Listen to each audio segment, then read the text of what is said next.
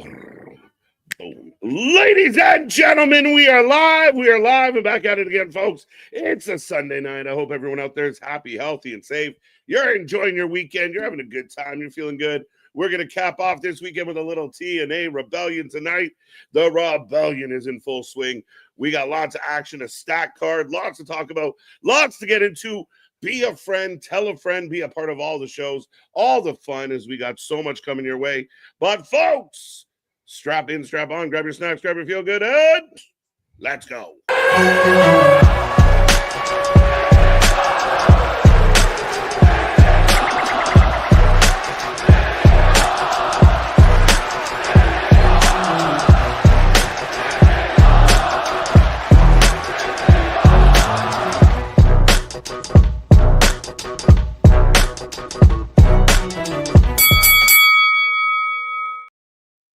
Ding, ding, ding. We are live and back at it again, folks. Like I said, we are the Wrestling for Life Network. This is another live stream, and I see that chat filling up already.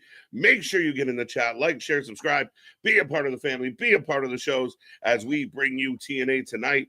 Going to be a packed night. We're going to be here for the next few hours. Me and these two pretty faces will be your live reaction to all the action, and we're looking forward to this one as a very exciting card with a lot going on for Rebellion tonight. Make sure you click all the buttons. Don't forget those little reaction buttons.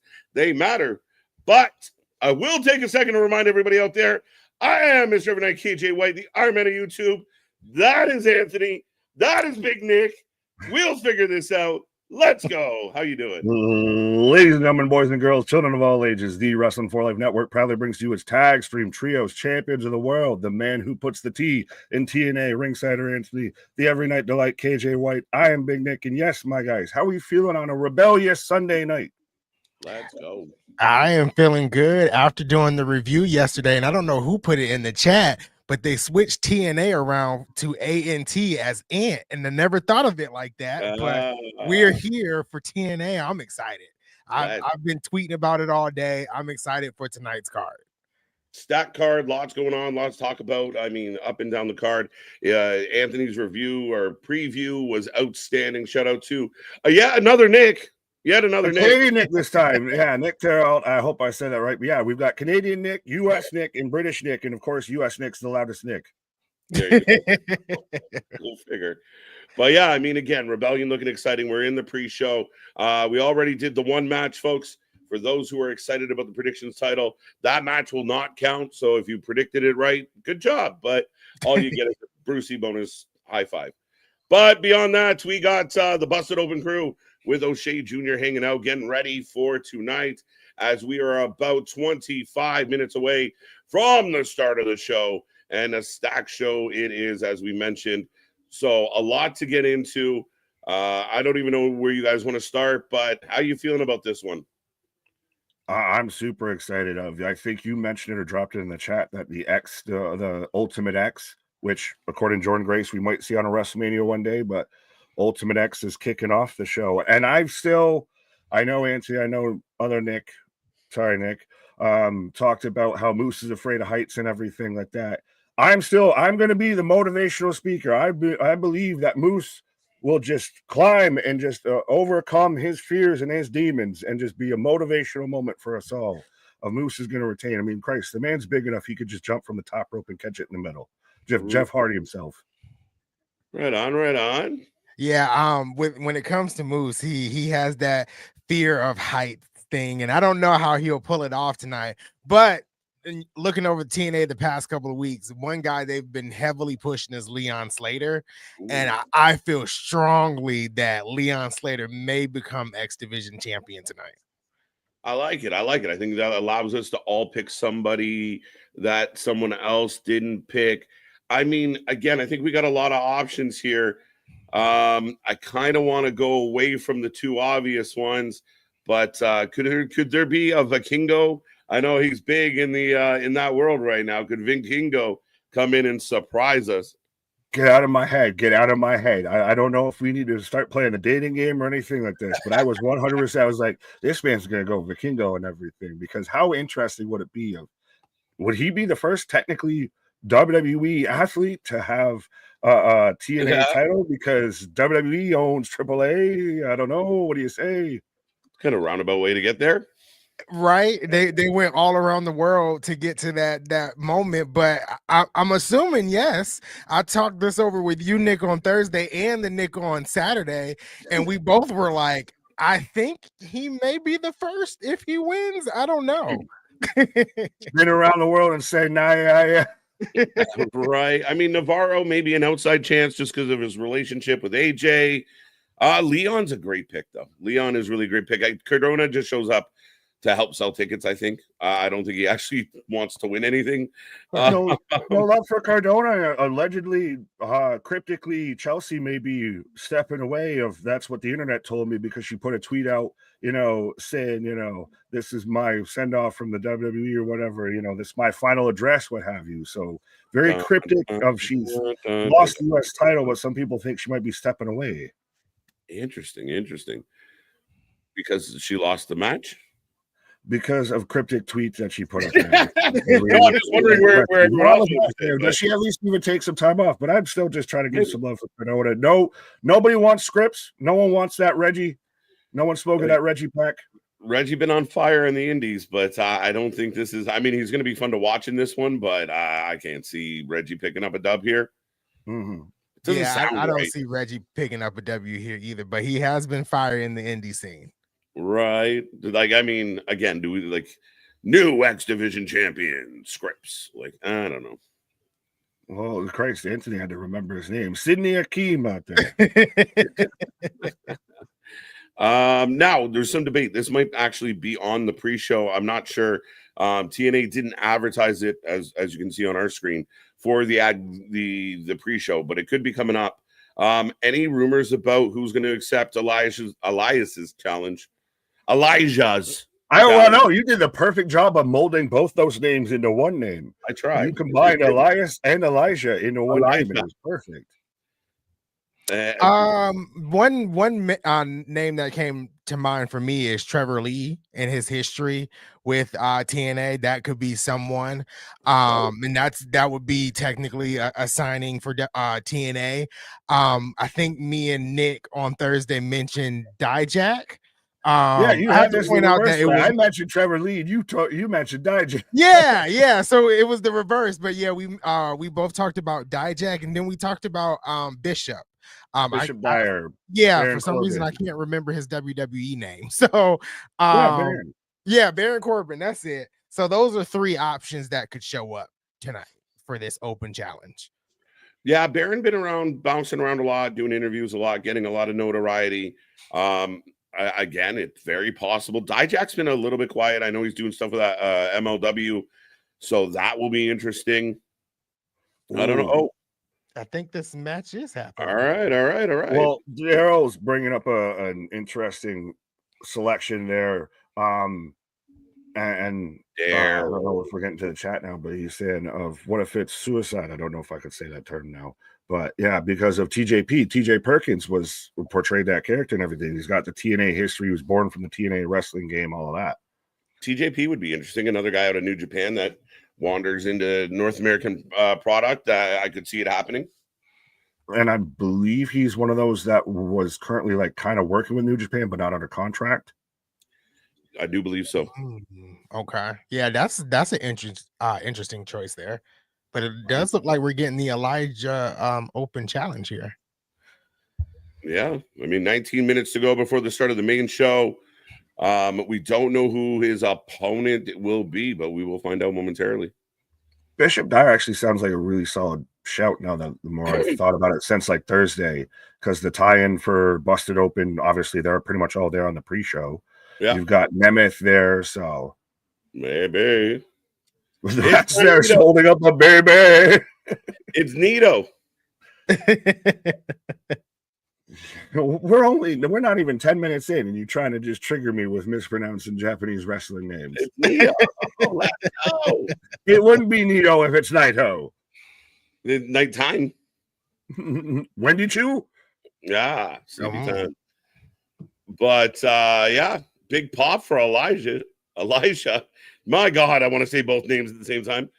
Well, no. Does anyone else think that he's at some point going to turn heel? Or like, even when he first showed up, I thought he would have been the guy to go against Joe Hendry. You get song singing versus song singing. Oh, I'm waiting for this pivot, and maybe just WWE's set me up for that. If everybody turns heel, I'm waiting for the guy I like to turn heel. I mean, I could definitely see him turning heel if they're going to push him to face Joe Hendry at Slammiversary. But then you got the two options of Mustafa Ali and Mike Santana also doing the challenge to Joe Hendry at Slammiversary as well. I would prefer seeing Elias or Elijah versus Joe Hendry at Slammiversary. So I would prefer him turning heel at the moment. Yeah, I think it sets up well. Like if you get that big guitar shot, like when they originally were kind of like working together and kind of being buddy. Yeah. I was kind of waiting for that moment where Elijah just cracks him over the head and we move on, and then he starts kind of digging into that. But I do think that potential's there. I mean, the good news for TNA right now, especially with tonight being a big night and maybe other names, like you said, Santana's in the mix, Ali's in the mix. There's a good amount of talent kind of brewing here at TNA. Yeah. Who wants to walk with and Elijah? His opponent. Who's it gonna be? TMDK.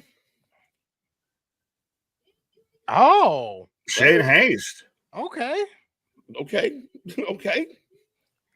I mean, not what I was expecting, but I do like Shane Haste. No, this feels like a little bit like the NFL draft of when you expect your team to pick somebody, and then all of a sudden they pick some guy that you don't know if it might be a good fit. Like, I don't know. Like Shane Haste is a good wrestler, but this is now we see why this is on the pre-show, right? Yeah, not really the pre-show big moment. Like, yeah, as far as like getting jazzed for the next couple hours, Shane might not be it, but it should be a fun match. Yeah. Is absolutely. This one of the unnamed international signees that Impact probably had teased that everybody had to keep secret? Right. Could be. Yeah, it definitely could be, but I don't know how excited I would be for it. But yeah, it definitely could be.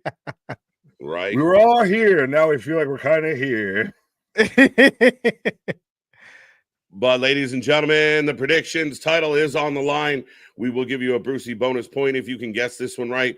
Who wins, Elijah or Shane? This one should be pretty straightforward unless something crazy happens. So get in there. I'll give you a couple extra minutes on getting your predictions in on this one because we had to wait for Shane to be announced. Anthony, tonight is a sellout for those who want to bag on TNA. A couple thousand people packed in. Good for them. Another sellout. Yeah, from what I'm hearing, it's about 3,000, 4,000 people there tonight. And like you said, a lot of people want to, nag and brag on, well, not brag, but talk about TNA in a negative light. And just look at this right now.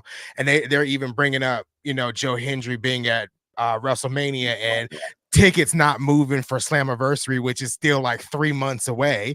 And like they already have 2,000 tickets sold without a match being announced. So I don't understand the math. The math is not mathing for me. It's with the IWC. Infuriating. I thought a mission to defend Joe Hendry's WrestleMania spot, like again, and Joe himself is like, this was the best thing ever, and fans are like, no, it wasn't. No, it wasn't. He's like, I'm so happy. No, you're not. No, you're not. Like, what? Come on. WWE released the audio of what was said between Randy Orton and Joe Hendry just to shut these people the up. Yeah. Like, stop. And then la la la la la. I can't hear you. But right. Last call on the predictions. Sorry? Just saying last call on the predictions. Fair enough. I'm taking Elijah. But this is a historic event and everything for TNA. Of this, I believe, sets their record for ticket sales, for gate, like pretty much all of their attendance, viewership numbers for the last like 10 years. This is their highest mark. And we still aren't even at Slammiversary. We're not bound for glory. Like, I don't know if TNA has like a big four like WWE does or anything, or even kind of AEW does. But yeah. Yeah, their TNA's big four is Genesis, Rebellion, Slammiversary, and their big show is Bound for Glory, which I feel like Slammiversary is bigger than Bound for Glory, Yeah. but you know, Bound for Glory is their WrestleMania. So yeah, that's their big four. And like you said, Nick, this is like their highest gate in attendance in well over 10 years.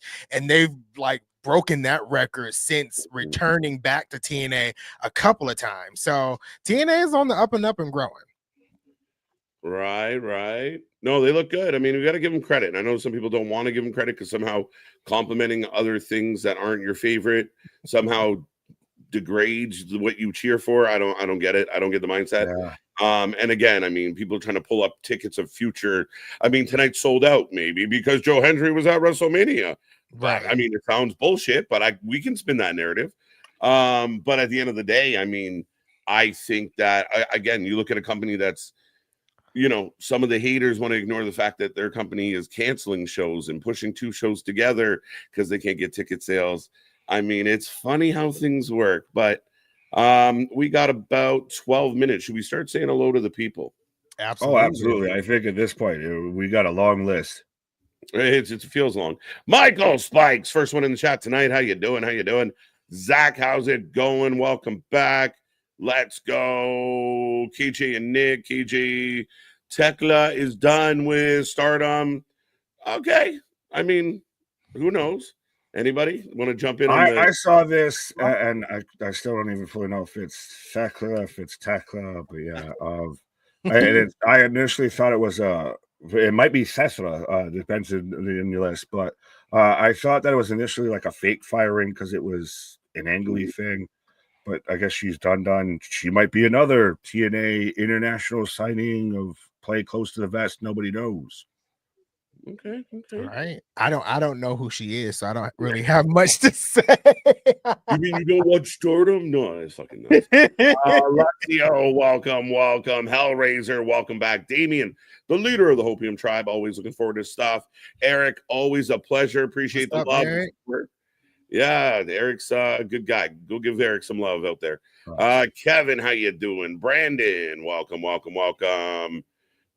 Jason's back with us. Cherokee George, Bradley, the giver of gifts. Welcome. Right. Michael Spikes, Scott Rizzo. Nope, you did flub. I might get a name wrong in the match. I generally don't get the match wrong. So haha. Bradley, not so easy. Not so easy doing the job. It just instantly got a ha. Warriors, welcome. Thank you for joining us. Hassan, how you doing? MDB back with us, of course. The knee pad patrol on the loose. Championships and chewing bubble gum, and I'm all out of bubble gum and knee pads. Go get your knee pads. No, he's got a surplus of them. Surplus. Can never have a surplus of knee pads. Oh, wow. Tombstone. And it's over. Just got the tombstone, but we can stick up on the main show. I ain't worried about it. Yeah. I'm not. I got to flip it from this anyway. What's up, Russ? Yeet God, Wrestling God, whatever you are today. Yeet God, how you doing? Giving us all a shout out. Let's go. Right. Hellraiser, back at it. How you doing? Ringsider Anthony, Nick. I'm assuming Ringsider Anthony. I like that. At this point, we just need Ant merch just done in the TNA font and everything. Yeah. We just do that reverse. That's nice. I like that. Might be able to make that work. What up, Karen? How you doing? Ronan, how you doing? Dun. Scott throwing out all his predictions, getting in there early. Even though we do want you to get in that predictions window, but feeling good tonight, Scott, I hope. Cherokee George, I think we got you. We've seen you. Dennis back at it again as we're getting some Hardy highlights or shop highlights. They're not like us. They're not like us. No, they're definitely not like. Anyone else have that on your never timeline? Because I never thought I would ever see that ever. I've seen that almost every day at this point. I didn't. I saw it and didn't believe it. I was like, no, somebody did some funny shit. No, he really did that shit. Right. Spaz. Make this man the guest of honor one time at Walleye Mania, and he pops off with not like us. Right. Spaz with the $5 super chat. Kiggs, Sticky, and Tony Ring. It's ya boy, the funky Firebird Spaz Phoenix, putting the NXT in NXT&A. Already got one win in the books from Team Tuesday. Hashtag we up. Let's go. Thank you. Mike TV is with us today. Dakota, good to see ya. Zach, we got you already. Brandon, welcome. Sherry's with us. I like it. Lots of names going on. Dave LaGreca looks like an old lady. Moving on. I don't know. You had us in the first half. The OG in the house. Javon, how you doing? I like seeing all the faces. Roll call's getting nice and long, folks. Daryl's with us. Rocco, C Money, always trying to crack jokes. Dawson, Luke, not Dawson's Creek. Dawson, Luke in the house. Let's go. He might be the NXT wrestler now coming up there, but he's even trying to correct you through text of it's not Nito, it's Naito. NXT Ridge Holland TNA debut. That actually would have been not a bad shout to take on Elijah, if we're being honest. Because well, now what has Ridge accomplished? He was supposed to be the one that won and eliminated Chase U, and Chase U's back. Right? Did all that work for nothing. Alexis, welcome back. Good to see you. Thank you for being here today. MDB got you already. Ronan, I think we clicked on you, sir. Javon feeling it. Let's go. Shane Haste eats paste. Yeah, totally. Well, TNA brought in a guy from another company and squashed him in like 4 minutes. What the fuck? Yeah, shut up. Floyd, welcome back. Sean, welcome back. Zach, I think I clicked on you. Let's go. All the love for the nation. Let's do this one. Jason, good to see you. Floyd, again, got you. The Geek Box is in the house. Look, it's almost like the fam's all here. We need the other Nick to come back. We just have a whole crew of friends and family for this one. Right. Yeah, we'll have 75 people on screen all at one time. Right. So we got Frankie on screen. Speaking of 75. 19. Whoa, you're not wrong. Even if he ain't, he might look like it. He might look like it. Right. Lady B, welcome back. How you doing? Elijah. Elijah. I like that. Elijah be with you and also with you. Let's go. The stupid child. What match did I miss? So far, we've had a six-woman match where JC Jane got the pin and Elijah smashed Shane Hayes pretty quick. He put Shane in the paste. Yeah. There you go. Floyd, D, got you. Vance, Dre. Again, we're getting to the bottom. We're almost there. Dun, dun, dun. Arthur Murray. What's up? Mike TV, how you doing? Want to know? Look, Mike coming in swinging. Christopher Leclerc, how you doing, buddy? I feel like it's been a minute. Dun, dun, dun. Of course, Boston Gamer. What's up? What's up, Boston? if I don't acknowledge him, he'll get upset. So yeah. What's up, Boston? Yeah, man, that even sounded a little salty, to be honest. That was just like, hi, Boston. Can't have him getting pouty in the pre-show. Let's go. Cherokee George walks with Elijah. Let's go. Bradley, again, I want to acknowledge real quick. Gifted another membership. This one, again, he's up over 100 memberships given. That is insane. Oh, wow. I'm not sure why, but we'll just say he gave this membership for making a joke about me, and now this is his story. Either way, all the way around. What comes around is all around, Ricky or Bradley. All right. Tommy with the itchy knee. Nobody wants to see Tommy with the itchy knee. No. Well, I did see Stoner Jesus. He's present, so may the bump be with you and also with you. Let's go. As we are moments away, folks. About 3 minutes before the start of this one. Again, get in that chat. Say hello. If you're shy, use an emoji. Send a bunch of numbers. I don't just say something. Say like hi. We got lots of you here. But let's fill this chat up. Don't be quiet. What are you doing? Well, even then, this is 100%. This is like you said earlier. This is just the family. This is the cookout of we're out here. We having conversations of trust me. You're going to hear all three of us argue with all three of us at some point tonight and everything. So don't you worry. You don't you fucking shake your head at me like we don't argue around here. It's the all three of us arguing with all three of us for me. Shut up. It made sense in my brain. There you go. Gifted one membership, Geekbox. Remember, go check out Geekbox. Everybody's second favorite box and doing it like no other out there. An amazing content at a fast pace. Can't believe how fast he gets some of these reaction videos out. So a lot of love. We've seen him on the channel. We'll see him on the channel again. Anthony did an amazing interview with him. I had the pleasure of doing one. We're waiting for somebody, Diva. But we are rolling. We are rolling. So go check out Box. Give it some love. Give it all the attention it deserves. Exactly. Man's out there putting out reaction videos before he even reacted to things. So 100%. All right, W Geek Box, let's go. Ready for TNA, steal the show twice in a month at Stoner Jesus and no KJ. It was for the Blue Jays win. Oh, the Blue Jays got a dub. All right, I appreciate it. I like it. I didn't even know they won on Friday, so thank you. Hilarious that it's named just got Geek Box's gift membership. There you go. Well, I don't see it on. We don't see it on this end. I gotta go to like the YouTube of. See I gotta check the other side. Like, wait, what did I miss? Ben Sabar. No, that's from Bradley. What? The stupid child. The stupid child. Gifted a membership from Geekbox, and they're not talking about me this time. Fair enough. AVJ, how you doing? Nick hears voices in his head and argues with them. Yep.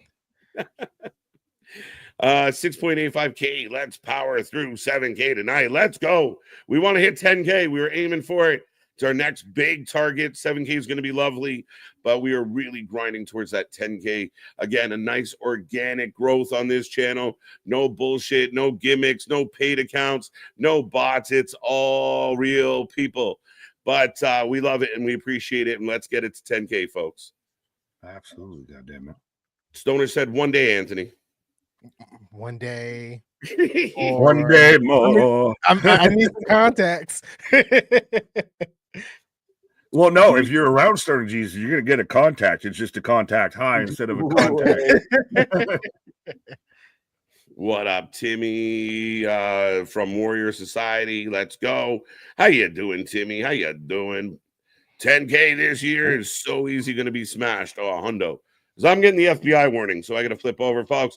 We are about to start TNA. All three of us are going to do our best to sync up, as this should be highly entertaining and fun.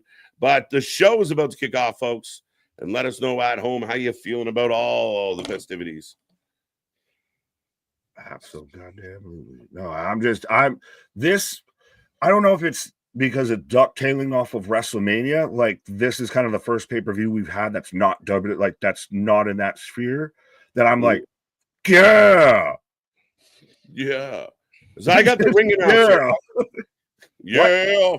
I got the ring announcer. I got the city. I got LA. Yeah, I got ring announcer now. Now I got the ring announcer. Okay. Let me know when you get the Stars and Stripes. Okay. As Ilona Stars and Stripes. Stars and Stripes. All right, ladies and gentlemen, that's probably as good as we're getting. As Ilona. Ilona, I give you. I wanna know ya. Oh, no. Never heard of her before. That's why she's Ilona. There's so much to unpack with this one, but I'm going to move on. She's not a rental. She's Ilona.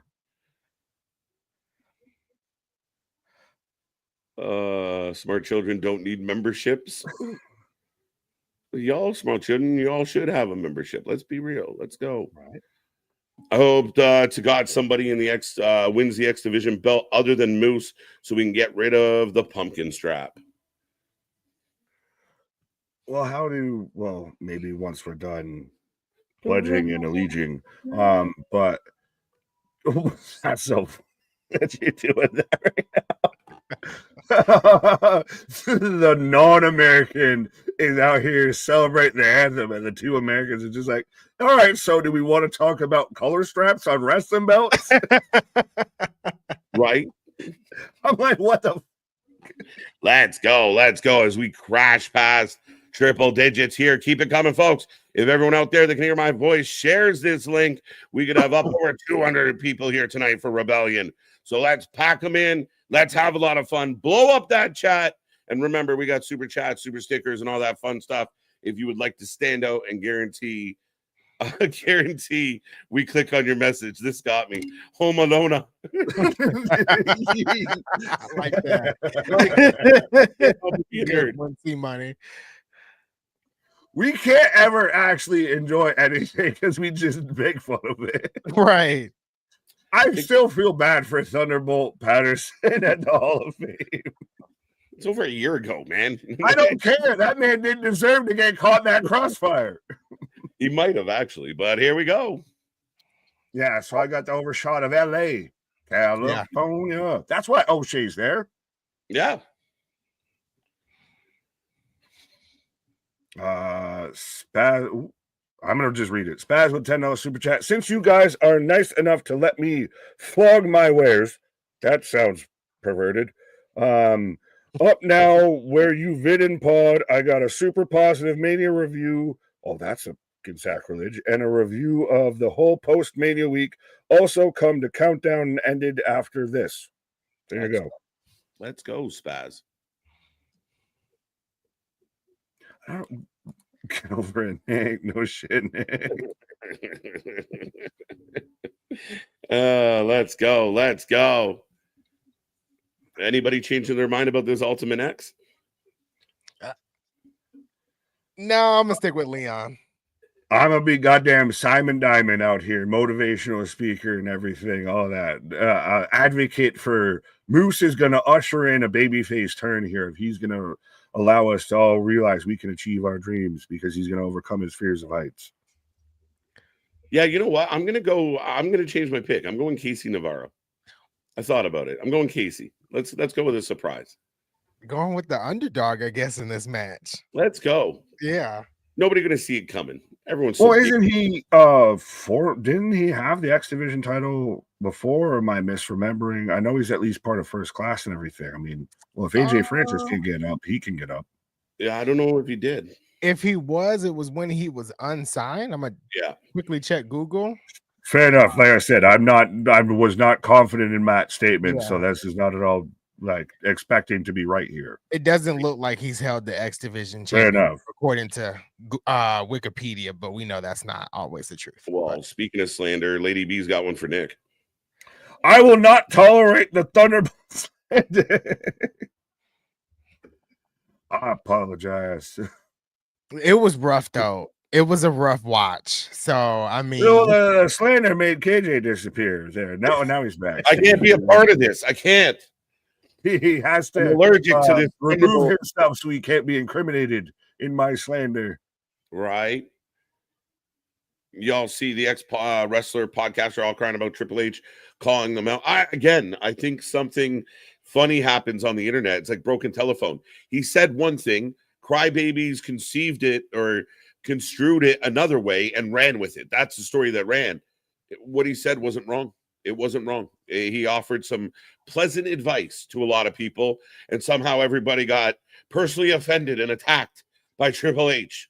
Did he say something new? Because I've already seen people still crashing out about how he said internet wrestling fans aren't real and everything. So, like, did he say something new?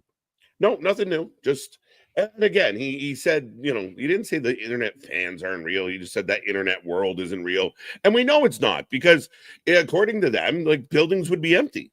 Nobody would be anywhere. Like, wrestling's just terrible across the board. So as Matt Cardona makes his way out, and I should put who wins in the chat. If you're offended or bothered by some of these comments, I guess, or even going back to my favorite clip of when he's like, I'm going to tweet about it and all that. And this is when he was still a performer. If you're bothered by it, you're probably who he's talking to about that. Oh yeah. That's the thing. Like, because if you ain't in that, beam, then you ain't worried about it. You don't consider that anything. Yeah, I think that would be a big part of it. And I think at the same time, when he said watch as a fan, he didn't say don't criticize, don't critique, don't have an opinion. But what he said was you're going into it with this mindset. And it does affect us. It affects me. It's something that you kind of, when you're sitting there with a stopwatch and watching every little botch and every little move, you're not enjoying it. And again, I think what we've done really well here is we'll react. Yeah, we'll break it down and analyze it. But you see our reactions. We're pumped as fans. Where other fans are like, oh, they did this. They did this. You're like, enjoy something. He took a long way to say pre-mad. Hashtag pre-mad. That's what it is. I think what Triple H in my mind was trying to say was like stop the nitpicking, because like just coming out of Friday Night SmackDown, Tiffany Stratton having that little slip up when she was going for her finisher. I mean, like, we're human. We make mistakes. Things like that happen.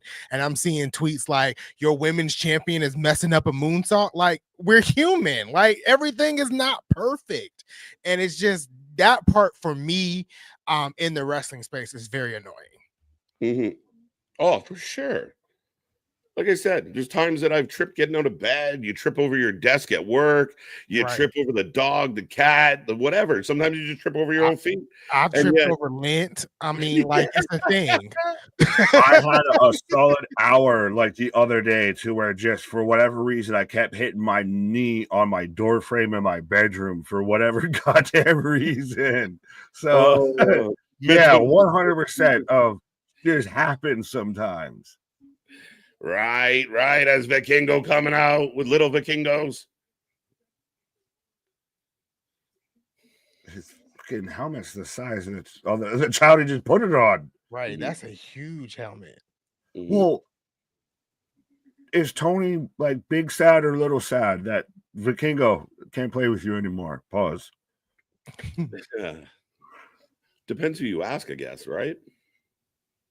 Well, he for a while wasn't doing anything with him, and then it seemed like now we're bringing in CMLL and we're going this very lucha style, and then Yeah, well, I mean, we already had Hit Chichero in the main event, and Moritos gets TV time. I don't know if it's helping your numbers, Tony. I don't know if it's helping. No. But one of my favorite entrances all of wrestling, Moose. Does he have a cowboy hat on? Yeah, I was like, this motherfucker out here looking like professional bull riding out here, just cowboy hat snorting in the darkness. Right. Of course, being accompanied by Alicia Edwards. Oi, let's go. Well, I want to click on this one because I don't know. Sammy G is saying, been a few years, KJ. Wondering if you remember me. Here to do a first-time TNA watch-along. Welcome back, Sammy G. I do remember the name. Absolutely. There you go. I do remember names. I might not say them properly, but I do remember them. Spaz with a $5 super chat. Alistair Black got to keep his awesome music. Oh no. I came here for the pie. Look. I hope they have some chicken. Good. Rusev got death rebelled. Yeah. One had to die so the other could live. Perfectly balanced as all things should be. Hashtag. Well, I saw some people that were trying to make the case of that Malachi or Alistair might have initially at the start of it got a little death rebelled. Oh, maybe. It's so funny that that's a fucking term, and WWE's got to know that that's a term and still allows it. Well, did you see that Roddy brought back Kill Switch and everyone's talking about it? I mean, I love me some Kill Switch, so it's a little funny. Is it funny that that's right after when they use it for Punk? Yeah, and the whole crowd chanting, this fire burns, just so happened to be. Only one company does petty, mean stuff. Only one company's the Fed. No, every bitch is petty. Everybody's a petty bitch. Just everybody raise your hands right now. You're a petty bitch in some way. Last call on your predictions as we got 4 men climbing up already. Yeah. They are jam packed in this arena. Like they scanned over the crowd. I'm like, wow, this is a huge crowd for TNA. Right. You can always tell it's a good crowd when they really light up everything because you Yeah. can see into the mausoleums, you can see past the third row and everything. Yeah. Right. It definitely looks like a like a bull riding arena for sure. Like those railings are right there. Like it feels all types of bull ride. We gotta keep Braun Breaker locked in case he shows up here. Right. Big power bomb by Moose. Ooh. Starting off with energy. And they are packed in there tonight for sure. Yeah. I love it. I vote Moose. I'll allow it. Oh, I see what you're saying because they have that like the railing. like almost like the lower pit and then like the upper shit with the guardrails and everything. Yeah, it does really look like. Oh, Moose, like you said, Nick, you called it. Wow, Cutter. I can be your hero, baby. He just climbed, just reach it from the mat. Exactly. Man's a former NFL player. He 100% should be out here just grabbing. Oh, Navarro and Vikingo. Both my picks. Yeah. KJ picked anyone but who me and Anthony picked. So they're mentioning the AAA acquisition from WWE's acquisition of AAA on commentary. Crazy times. Oh. Well, and we've always heard all this buzz and everything. I know, even especially you and I, KJ, when he was really like always coming to AEW's this and that and everything, but he's always ended up being injured. I want to actually see Vikingo have a lengthy run to a North American audience. Yeah, I mean, that's hindered him a little bit. I mean, he had a lot of accolades and a lot of gold in AAA, and there was a reason he was talked about so highly, but it's but North America don't know about that. South America, well, yeah, you know what I meant, but yeah, most of the US and Canada and the world beyond don't know too much about Mexican wrestling. Right. Oh. Sydney in the house. There he goes. People cry about Let's go, Sydney Akeem for the win. Wesley breaking the mold. I like it. Facts. What up? Nice. Hope WWE's first act is to fire Vector's ex for fun. I've been public about how I feel about that man, so I don't even know who her ex is. Well, would she get with Del Rio, or I thought that was a different person? Either way, Del Rio, there was rumors he was gone, and then he was halfway suspended, or this, that, and the third.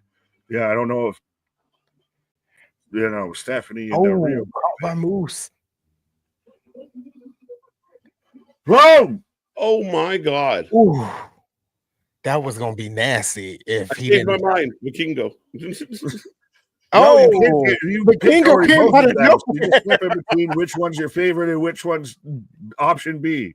AJ France is gonna put Casey Navarro on his shoulders. That's how he's gonna pull it down. Ooh, that's a good shout. Piss everybody off. What did you say? Sydney Mozart. Good start to this one, boys. Yeah. That was a nice moonsault by Sydney. What up, Marvin?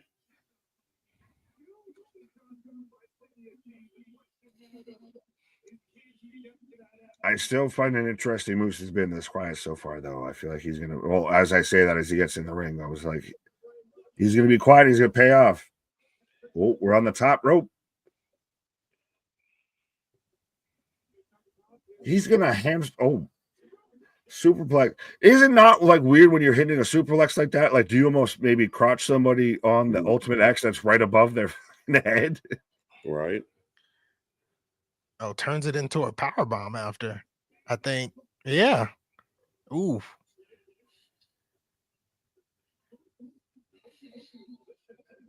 He's signaling to Alicia. Is he gonna prop up Alicia? Like I think you were saying, KJ, propping somebody up on their shoulders. Is he gonna prop up Alicia? You grab it and I'll win it. Right. Look, yeah, he's setting her up. Climb for me. I'm gonna be so mad if I'm right that Moose wins because of Alicia Edwards. Just saying, it's Alicia Edwards. Well, Alicia climbing up. But what kind of bump is she going to take is my question. Oh, right. I was just about to say they're saying on commentary, but she was in the first ever women's Ultimate X match. So she got some experience. Oh, she's dangling. She's dangling.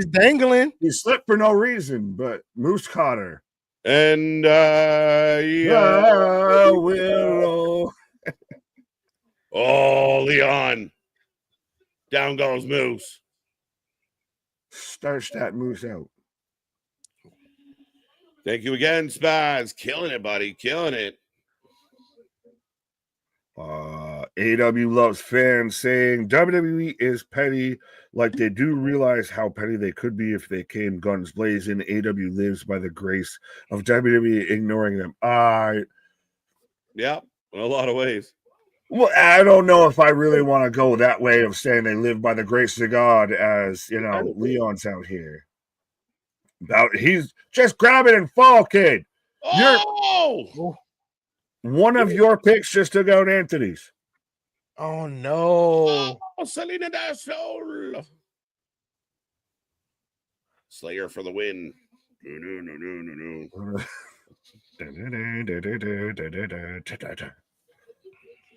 No. Nick, it's I don't want to fuck up the man's name. It's his last name's Reyes. He was former champ in AAA. Yeah, you know how bad I am with the Spanish. Never mind. No, that's fine. Fair enough. No, you can tell them off is the direction you can fuck. Yeah, but I also do think that it's very funny if we saw certain reporters and everything as I'll be quiet here for a second as Casey Navarro's climbing the stanchion. Let's go, Casey. Now you're just pissing off a Bills fan with that of just chatting, let's go, Casey. As he's just about Leon. Oh, what the corkscrew F5, some of a guy, that guy, everybody hit a tornado, everybody down. Real. Is Casey Navarro. I mean, the kid can go for sure. Nice. Right. Well, there was a huge moment to where he was like the coveted guy on, the independent circuit. Right. Apparently, I'm upsetting all the fans here. Just Raiders fans too, Nick. Did you upset them or did I upset them? Oh. I think all about the key, all in the one. But there you go. Let's go, Casey. Yes, because AFC West. Fair enough. You started. I pick Leon. Holy shit, no limits. It's insane. Cardona takes out Navarro now. He's bigger than Vikingo. Oh, that's not a hard feat. Cardona.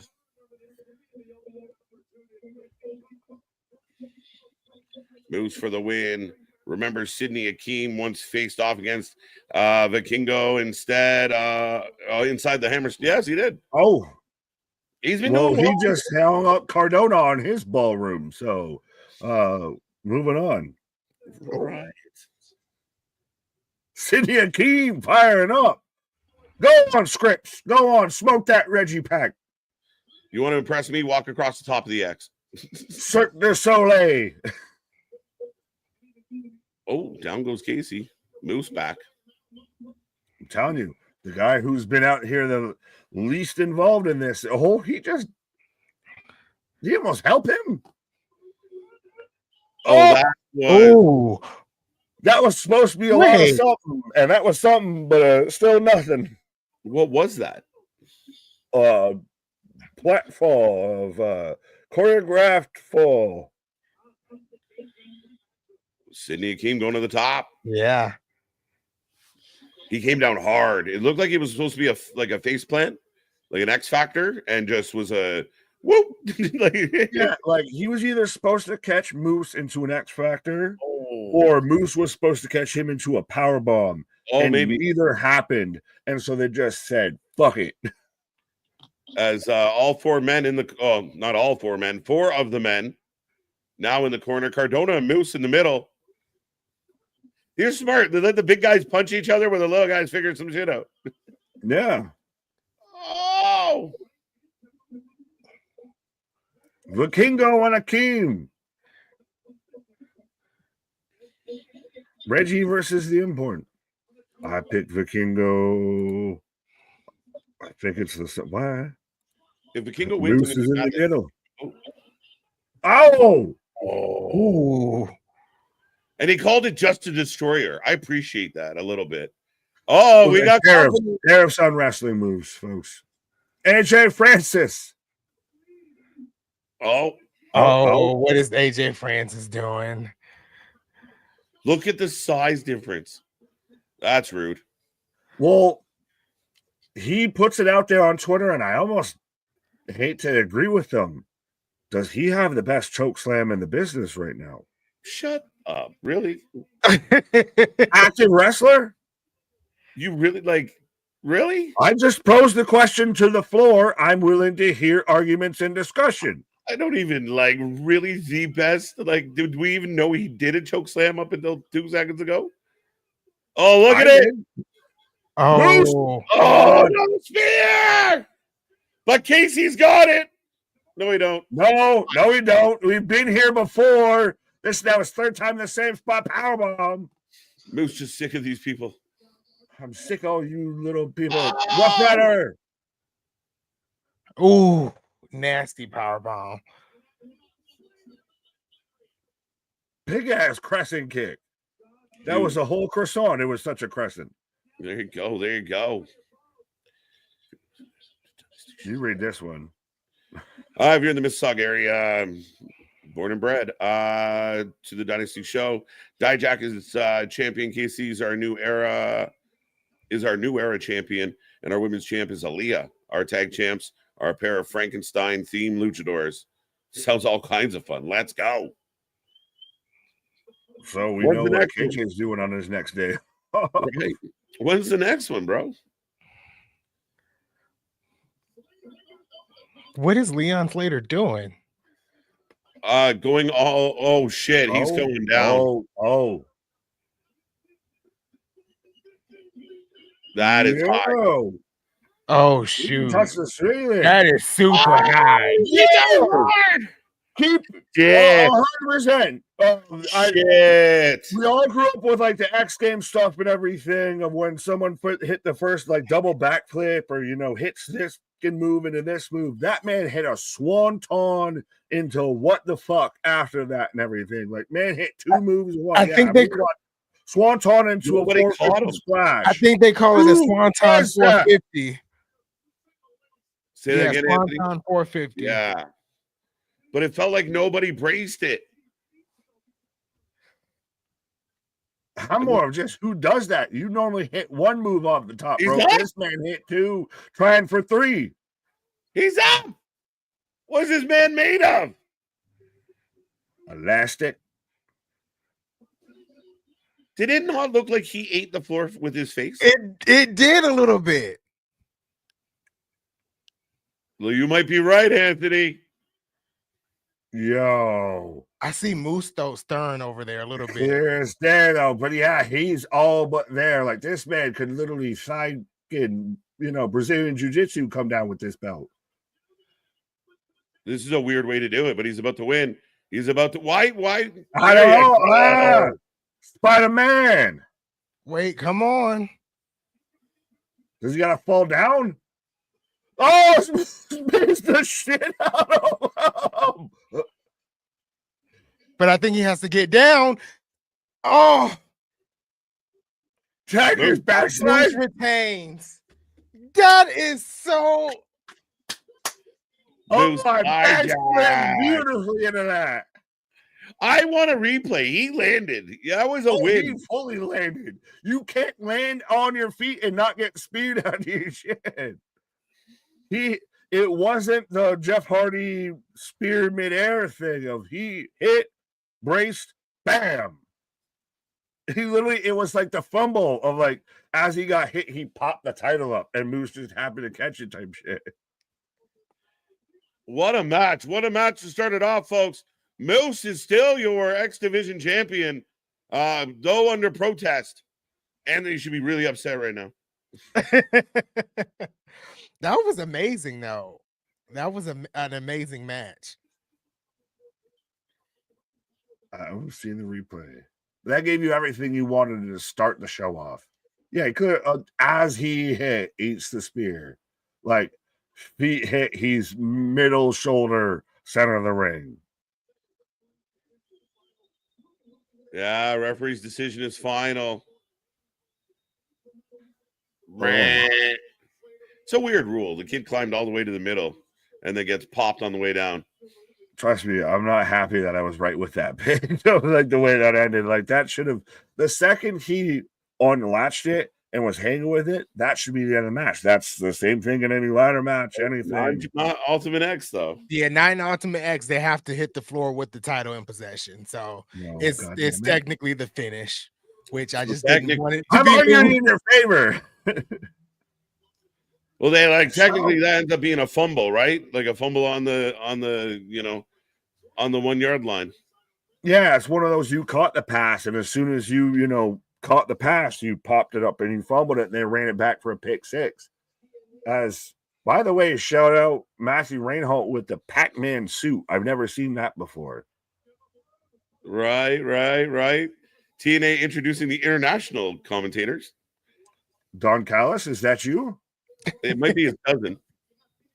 It's Don Fallis instead of Don Callis is the one doing commentary now.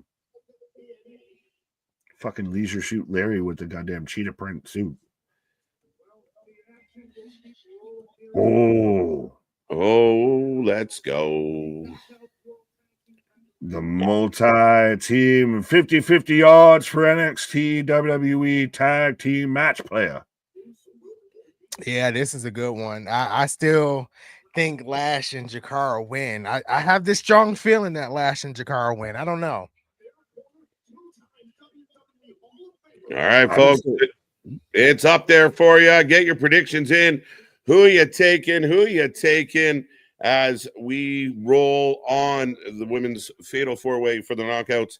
I might have jumped the gun because they're giving us other graphics now. Yeah, now they're just running through the card here. So God damn it. Made me feel like up next. I was excited.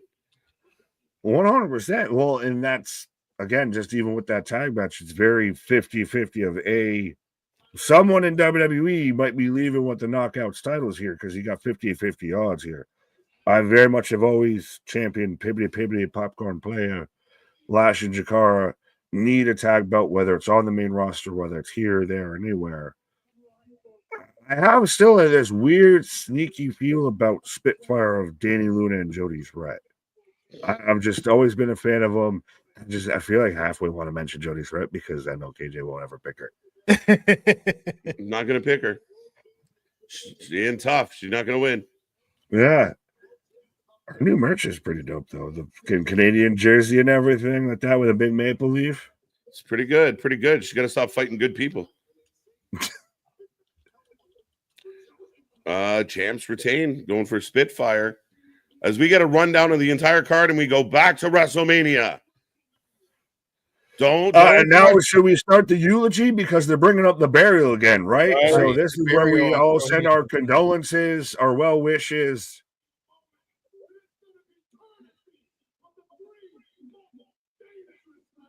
Yeah, so this good. is it's such a big moment. Like it is. Yes, I've been wrong on this multiple times now at this point of being the first TNA active wrestler in WWE, all of that and everything. But this is Joe Hendry, your TNA world champion, showing up on WrestleMania, taking on a certified first ballot Hall of Famer in a moment. And it's even so big enough to where the last moment of the match, the last moment of the segment is that Hall of Famer hitting your champion's moveset, hitting his pose. Yeah, absolutely. It just shows you how over he is. Oh, it's huge. Huge. Yeah. Huge moment. And again, people can spin it all they want. Even Uncle Dave, who's a moron, you can spin it any way you try and spin it, but it's just stupidity at the end of the day. Stupidity.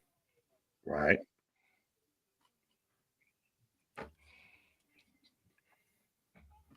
RKO. Still top 3 of all times for me, RKO. Of you have the Seth Rollins one where he gets stomped up into that.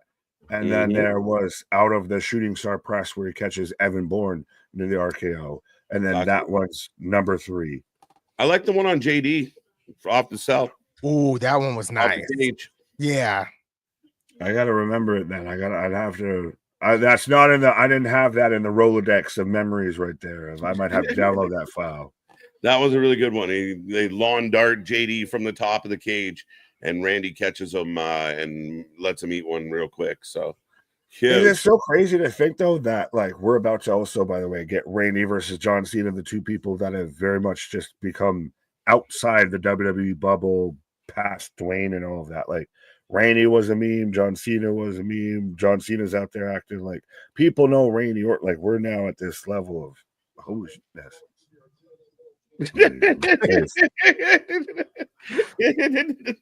Yeah, moving on. All right. Have you guys met Tony Khan's booking mentor, Stu? Pity? No, not nice. Oh, we've got Ariana Grace. Oh, so it must be the yeah, let's go. knockout tag team title match. Did they just give us the card in order? That was nice of them. Too funny. Let's go. Let's go. All right, folks. I think you've been prompted, but we'll prompt you again just in case you haven't got it. Oh, Jeff Tremaine. Who? Oh, Jackass fame. Jeff Tremaine from Jackass fame. That didn't rhyme intentionally at all.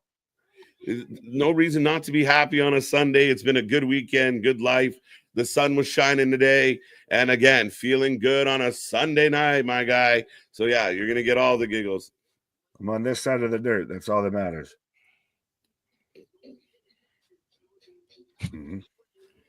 What code do I need to put in? Yes, up, down, left, right. Konami code. Jeff Tremaine, legend. Team Elegance retains. Alexis taking Spitfire. Somebody took Spitfire? Yes. There's options here because still, do you want to have an NXT team that has your belts of as much as us wrestling fans do it? Does that help if that's going into your, Stand and Deliver, your Bound for Glory, all of that shows and everything of now you maybe keep things a bit more in-house. You get the more eyes on the pay-per-view because the NXT teams are here. I don't know. I don't think so. I mean, especially going into the bigger shows, you almost go the other way a little bit, right? Like, so we'll see. Yeah, it's interesting. I mean, in the preview and prediction show, Nick came up with like a cool idea of like one WWE team pinning the other WWE team for the two TNA teams to look strong to win the titles, right? So like the TNA teams never actually take a loss here, and they still look strong, and it's the WWE teams that take the loss and take the titles, which was a cool idea in my thought. Yeah.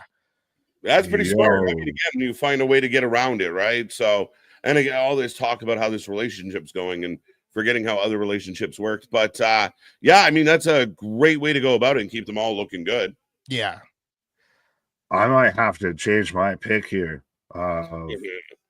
I think I'm going Chemical X here. If they're gonna clean up your looks with all the My Chemical Romance. We're talking about chemicals. My Chemical Romance just came out. So, yeah. Let's go. I'll take Lash and Jackson if you're going to move away from them. I hate to do it because I love, again, they got the pibbity, and I've been always about the meta 2 instead of the meta 4, but yeah, I don't know. Maybe Lash and Jakara have been very much towards the women's tag titles in WWE, so maybe Gigi and Tatum can spend more time in TNA while Lash and Jakara stay more towards the main roster. Yeah, maybe. That could be the Lash case. Jackson in the house. Sorry, They Anthony. got a huge pop from the crowd too. Yeah. On the personal concierge, he might be here now, but he has trouble showing up for interviews. But he's here. Yeah, and I'll put him back in that goddamn neck brace. Right. Playing that douche role really well. Shout out. Well, life imitates art. They might retain. Who do you got, Anthony? I got Lash and Jakara. I'm not taking a TNA team, which is wild, but yeah. And the skirts have swayed you, sir? They're gonna clean up your looks. Well, I'll take it. And again, to be different. I'm not gonna be. There is no bad outcome here to me. Right. Honestly, it's not. If I'm trying to be different than you two, I have to go elegance. I can't. I'm the only one going to take it. Hef. How you doing, Hef? Right, I'll take the bunnies.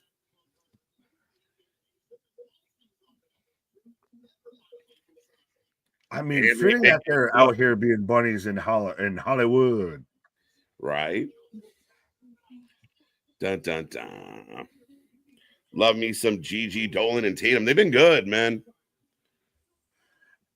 And again, my case is more of, I guess, that if they're going to have it and they're going to have a run with a bit in TNA, then you can use them in TNA. You can use a Shotzi in TNA. You can use that kind of trio in TNA. There's already enough going on in NXT. So they've got more time. They've got more space to spread their wings in TNA. Lash and Jakara almost to the point to where at one point we wanted them versus Bianca and Jade. So to me, I'd almost rather see them continue to grow upwards, and no offense, Anthony, no offense to TNA, but have them go towards the main roster WWE tag titles than the Knockouts titles. I mean, that's a fair statement. It's just the WWE has a hard time moving people up. Oh, I know. Trust me. I'm going to be very happy. I'm going to be very happy if they win, but I think I just took it to be obligatory different. And my wife's a big My Chemical Romance fan, so I feel like I would have had a shoe thrown at me if I didn't take the ones that dressed up like My Chemical Romance. As predictions are now closed, folks. Let's go. Kicking this one off, and I will be right back. There you go. KJ's got to go and check the votes. He's 100% making sure everything's up on the official. All right. I like how down here C Money says beautiful people for the win. I like that. Oh well, shit, because they pop back up. Right. And even then, I know some people are like, oh, there's Spitfires, clearly the least favorite to win this and everything. Let's not forget, they've been TNA Knockouts tag champs for a good bit here. Like, they've really kind of brought back what these tag titles were. Like, I'm a big Danny Luna fan. Yeah. They've really did some things with the Knockouts tag titles, even with not having a lot of teams. They've really grown, did things with the titles even without the tag teams in the division, which is pretty cool. Yeah, they were the ones initially doing the whole crossovers and everything. Right. We got OPE 3-Way Pro Wrestling Podcast. I don't think Lash and Jakara will have a difficult time on the main roster. They have enough physical charisma and talent to stand out. Absolutely. But like Anthony even was saying, and I think KJ was reiterating of, yeah, but sometimes WWE is a little bit slower to pull the trigger on people than we'd like. Exactly. As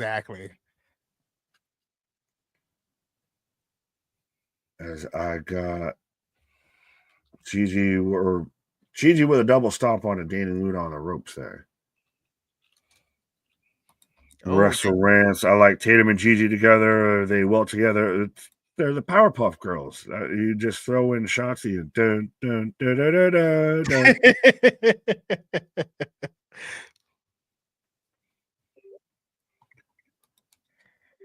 Is it Danny Luna and Tatum or Gigi? That's Gigi as the legal competitors here.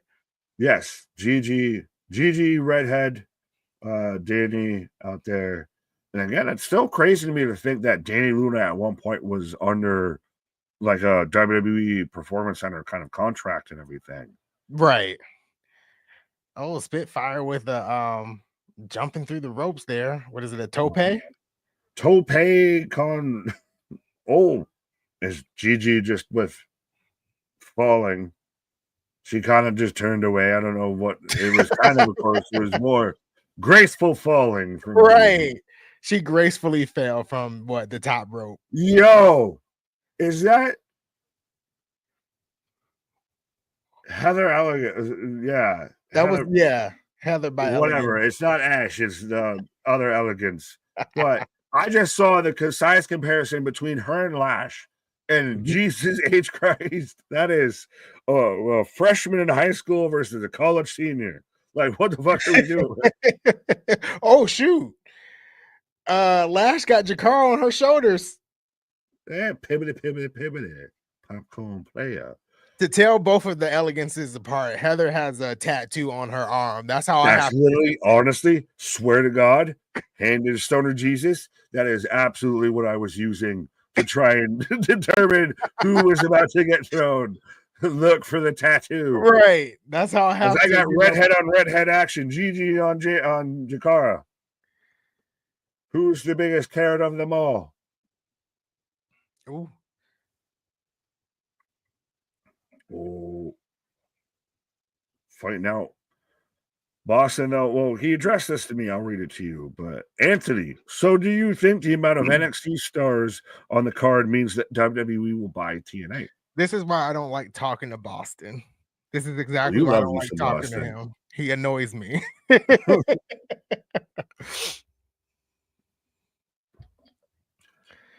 We can get into that on the next commercial break or whatever, because I think that's a discussion. Right. Elegance, Spaz out here. Danny make me want to do something tricky for thinking. Oh God, intrusive thoughts, Spaz. 100%. I get it. 100. If you want to support us, I can appreciate it. But sometimes, you got to pre-warn us of intrusive thoughts. As Jody and Danny with the suspended suplex on Heather. Ooh. I only recognize that because Ash is on the ring apron. It's literally I have to see the other one to tell which one. Yeah, it's very difficult to tell them apart.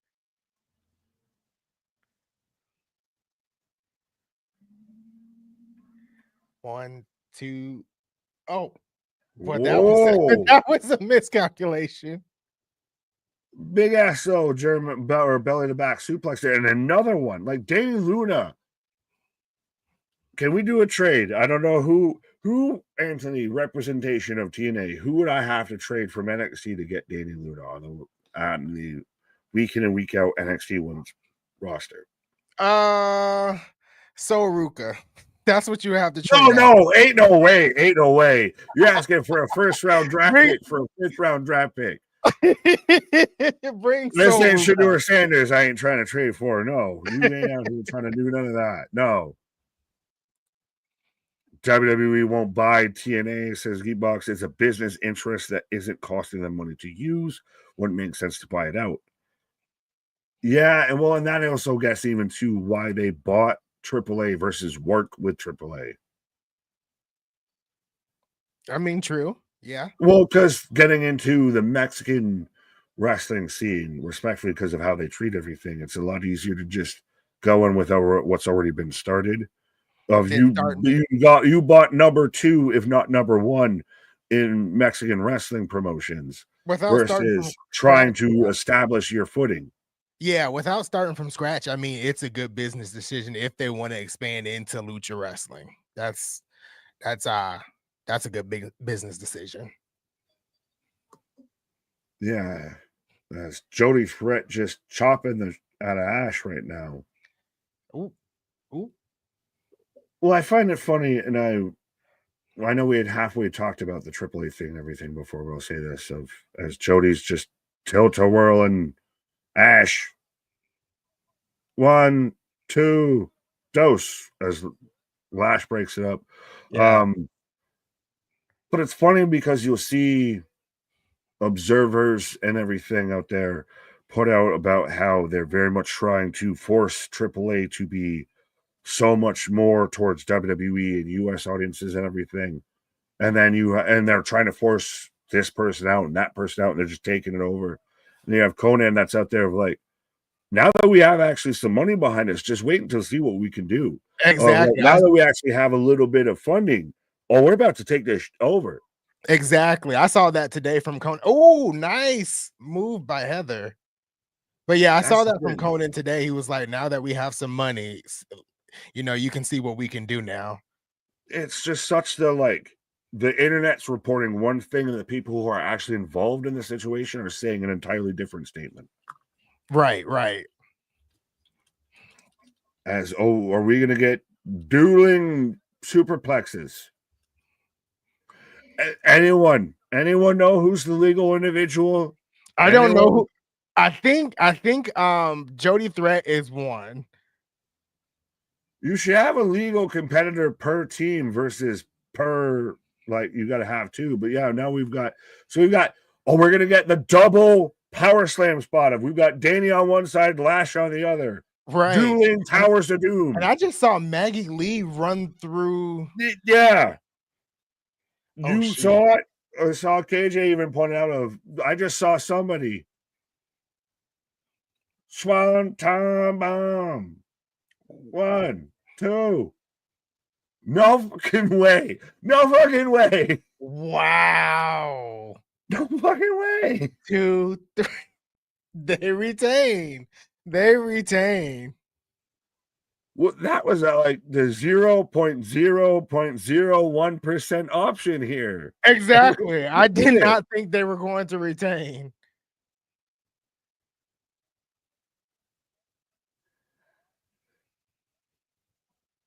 So they're pointing out that Carrot Top here helped them out in some way, somehow, of just her presence there was enough of a motivation. But who won? So Ash and Heather by Elegance. Ash by Elegance won. Called it 2-1, 1-1, 2-0.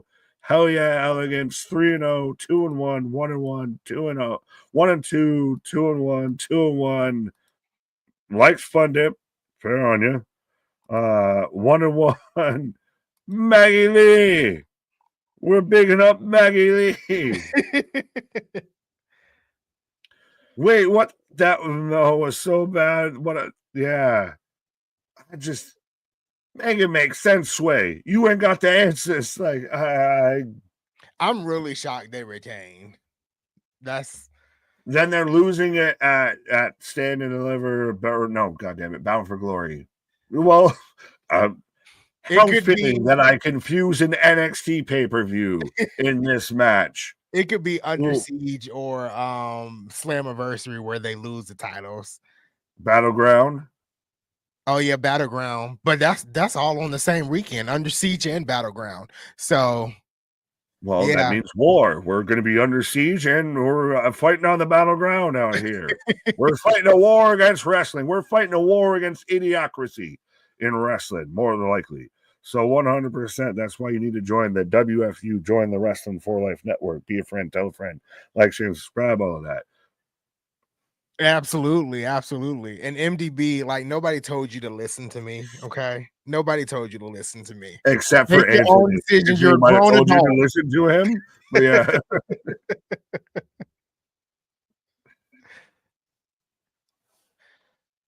As Joe Hendry is getting medivowed. Yeah, by up the shoulder here. Yeah, with the dude with the NFL patch. So yeah. Well, have we ever really figured out of if Hendry's injury is shoot of in the fact that he's gonna have it, like he can go well enough so he can have a run, and then he's eventually gonna drop it so he can take some time off, and we're just finding the moment to where he can drop it, or if this is a bit more of, well, he's already kind of Teflon Don. Yeah. He's out there, everybody loves him. He can take an RKO in 30 seconds, and everybody still loves him. Then we've got to put a handicap on him. I really think this injury is more of storyline. I don't think it's an actual injury, and they're just playing it up here until he's fully cleared, honestly. But I don't know if it is legit, then maybe he does drop the title tonight. I don't know, or at Slammiversary. But I really think it's more of a storyline injury here. Can I pick the middle of the road and say halfway both? I think that he'll probably drop the title at Slammiversary. I think probably your challenger for Slammiversary will be decided tonight. But I think it'll be one of those of he loses the title and he goes away for a bit. And then you get that big moment when he pops back up and everything. You kind of restart the big reactions for Joe Hendry, because I don't want to say it's Wayne, but I think it's now, if he's legit hurt and everything, it's a good time. Same like Gunther, you can hit the reset button, you can take a pause. You've done well, Pig. You can take a pause. Like, he drops the title to Ali. Now you have a heel that runs roughshod over TNA. I don't think he drops it tonight. I think he'll drop it down the road, though. Yeah, he could. He definitely is gonna drop it down the road, and I'm thinking the time is Slammiversary where he drops it. But if he is legit injured, I mean, he could take the time off and then come back, or probably right after Slammiversary to build towards Bound for Glory. I legit think it's I legit think that it's storyline, only because like he didn't have the tape at WrestleMania, but then he had the tape on. He had the tape on. Storyline, does he not need to at some point take some time off? Like, even then, like, I still, speaking of coming back from time off though, but never taking time. Fucking sell the joke at least a little bit. Why is there a desire for Joe Hendry to take time off right now? I'm not saying there's a desire. I'm just curious. Like, he right now, I don't think there's any stopping his momentum. I could see him dropping the title at some point, as every champion does. If you're going to mention the injury thing, you have to at least acknowledge it at some point, even if it is kayfabe. He does have to probably take half a minute off. Like, he just works through it. I broke the shit out of my shoulder, but I can still move on like nothing's fine. And then we all just know that I ever had an injury issue. It's a disadvantage for the champion, and the champion then has... Yes, but how long do you run with the disadvantage before you have to correct the disadvantage? Yeah, I don't think, especially if it's a kayfabe injury, like, I don't think there's I got to go sit out for a month, because, he's fine. He's got a sore shoulder. He's still wrestling. Right, but so you just run it until you run the fucking kink out there? You just run the issue out? Again, I don't think there's any push for him to, like, give up the belt because of this shoulder injury. I'm not saying there's a push, but I'm saying if you're going to mention the shoulder injury, you at least need to finish that aspect of it. He at least needs to acknowledge, like, you can't literally just keep working through a shoulder injury and it somehow gets better. That's what champions do. That's what you do. You fight through an injury. It's far away from your heart, buddy. That's true, because you look at Seth Rollins, legit fought through a back injury that was legit for some years, or like a year as world heavyweight champion. So, I don't know how they took any time off in between that. He kept it going. He kept it, He did until he dropped the title at WrestleMania, and then he took like 3 months off. Hey, guess what I'm talking about? Him dropping the title and taking some time off. But he fought through it for a year and then dropped the title. Again, they're not even talking like it's something over. Like, I mean, again, if you take a couple weeks away where you're not defending your title after a big defense to heal up, you'll be fine. I don't think it's. You're making me miss the fact that X-Pac is out here and everything. I got everything I ever wanted, and I never get that back. But I know you hate X Factor. Let's go, X Pops with Ace Austin and the Rascals. Let's go, let's go. Who are you taking in this one? I did come off a nice win for Ash by Elegance. I thought that match was a lot of fun. I thought that match was fun. It was a fun match. They had some cool moments. I just wasn't expecting that ending for Ash and Heather to retain. But that was a cool swanton bomb, or she calls it rarefied air by Ash. Right. Well, I just love how me and Anthony were here on Thursday trying to figure out, because they had kind of announced it more on social media, or we had missed when they announced it on stream, of like, so is Sean Waltman, is X-Pac in the match? Is he watching the match? Is he managing the match? Like, what involvement does Sean Waltman have here? Fair enough. I think he drops the Kaz, gets time off. It's debatable. I like Anthony's idea of him dropping it at more of a major. I mean, Rebellion's a good one. I know you mentioned Bound for Glory, but that's not till like the fall. But yeah, Slammiversary might be a good spot. Fair enough. Predictions closing up, folks. Get those votes in. So Moose is in this match still after having that X Division match? No, it's JDC, Brian Myers, and Eddie Edwards in this match. Wait, when did Moose get added? On the goddamn apron. So I'm like, what are we talking about here? Yeah, it's not supposed to be Moose. Unless Eddie Edwards got injured. I think they had Eddie Edwards on the injury report. Okay. But he's on the He's apron. in the ring. It's Eddie Edwards, Brian Myers. So JDC is the one out. Yeah, no JDC, no Fandango. Okay. Shout out Ace Austin, though, with fully 100% the goddamn Billy Gunn version of his attire there. He's very much looking like daddy ass. Pause. Right. Ace Austin with some of the biggest thighs in wrestling. Well, did you see the I'll say this and I'm going to take a quick pause, but that he had allegedly re-signed, and that now they're working now again with him on his contract situation. Yeah, they're working with him for an extension, which would be cool. Right. There you go. Nick stepping away, and we roll on, folks. The show is in full swing. We've had amazing numbers here on a TNA Sunday. Make sure you get in that chat. Tell all your friends, one of the only channels live covering TNA like this. Make sure they all know where you get the best wrestling coverage and the most fun you can have watching a wrestling show. But yeah, double duty for Moose. Yeah, double duty for Moose. Crazy. But this match is picking up steam with Trey Miguel and Eddie Edwards, the legal men in this match. Alicia Edwards, the most booked wrestler in the show. Right. She's going to show up everywhere. Right. What was there? It was Unbreakable. I think the system was in the first 4 matches. Just about. Yeah, they were in a lot of the matches at Unbreakable, and she was out there for all of them. I'm a little surprised because I was anticipating them kind of breaking up earlier this year, and they managed to hold on. Yeah, I really thought after Moose lost the world title at Slammiversary last year, I thought that was going to start the dissension of the group, but they've kind of remained strong since then. And at one point, I think Brian Myers and Eddie Edwards won the tag team titles back and then lost them again at Bound for Glory, maybe.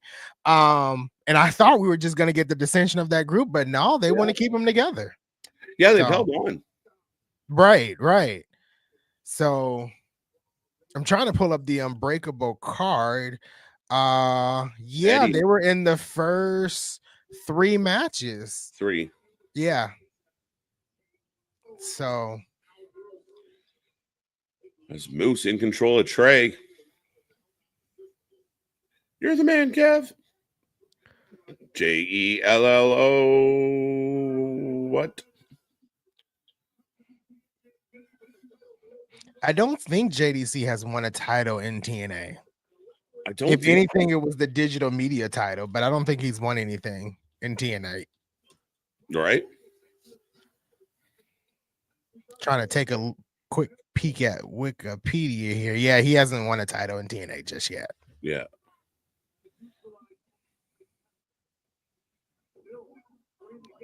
Oh, there you go. I get it. I get it all now. It all comes full circle. Thank you, Boston.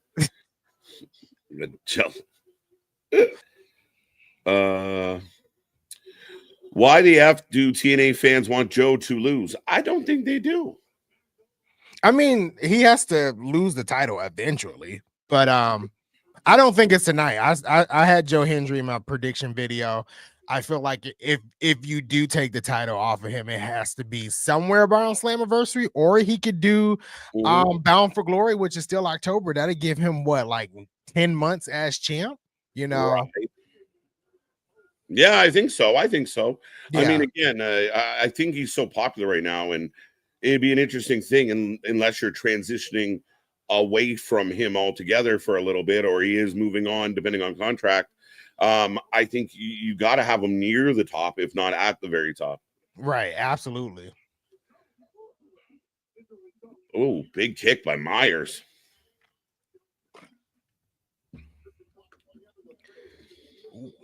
And you got the crowd chanting F the system.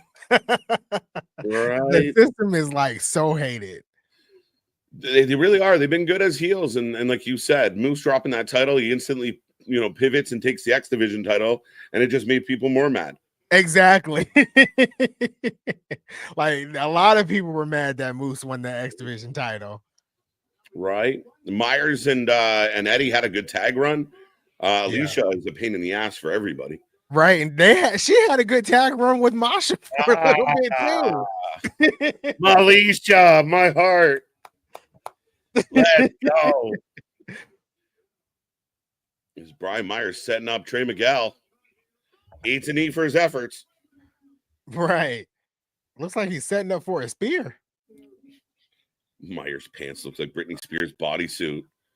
Oops, I did it again. Out goes Moose. Oh, cheeky. Good match. I like that shit. Hardy's #1 fan says Luxio.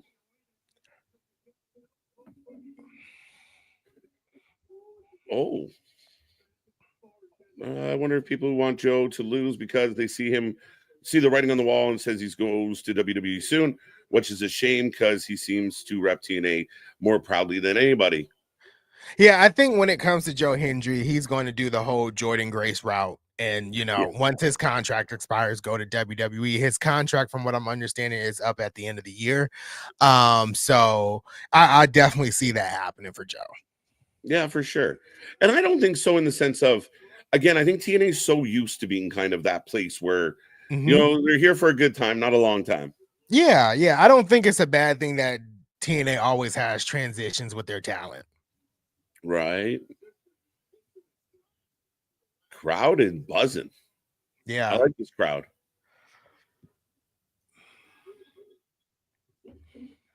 #1 Hardy's fan. I like it. I'll give you this question because it went to Boston, but I'll take your opinion for it. You have a microphone. Prettiest belt going today? That's a good question. Going today? Oh, I would have to say the AEW championship if we can see it. What does it look like? What does that look like? I don't know. Is the briefcase the championship? But if you're not taking the briefcase, I really love the AEW world title. It's I think that's first, and then the TNA title second, and then the world heavyweight championship third. Like the WWE World Heavyweight Championship. Okay. Yeah. 2. I actually like the AEW World Title a lot. I think it's big. Yeah. It's got a good look. How did you feel about the blue strap on the international title?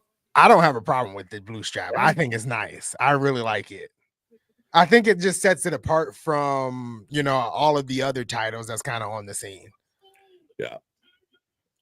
Big tag to Wentz.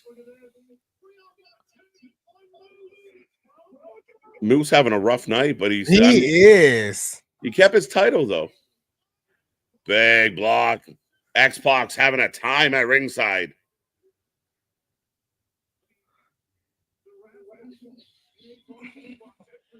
$5 super chat from Spaz. We appreciate it always. I think there's nothing against Joe, but we are all wanting to see the first title to cross the line. I'm dying for that. Yeah. Yeah. I really thought tonight we would see it with Lash and Jakar, but yeah, they gave it to Heather and Ash. Yeah, Maggie And Lee. we still have we do have the world title, which has what's his name in it. So Ethan Page. Oh, X-Pac's coming to get Alicia. Oh, X Factor.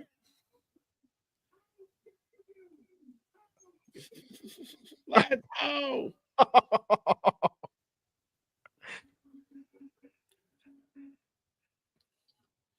That's my biggest fear. I'm with you, God. The idea of Kaz taking this belt. Oh, the hate. That would be insane. Does it stay in the pocket? Oh wow. Xbox risking DQ. Exactly. And the ref doesn't he gets out. Yeah. He's out here pulling out some big moves too. Let's go.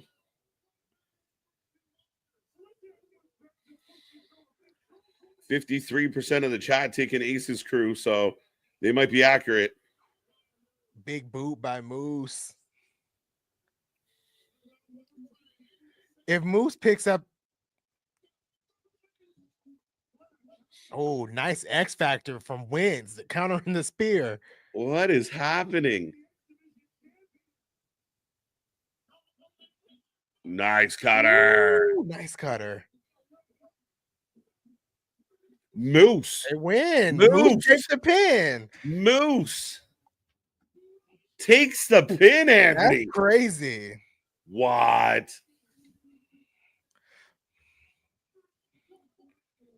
Let's go. Let's go, ladies and gentlemen. Sean Waltman helps the Rascals and Ace Austin take out the system. That was a good match. I enjoyed that. Yeah, man, I'm with you. That was a lot of fun. A lot of fun. Even X-Pac getting his few moves in. And him wearing a D-Generation X shirt on TNA, I wasn't expecting that. Oh, and now everybody's getting told to suck it. That's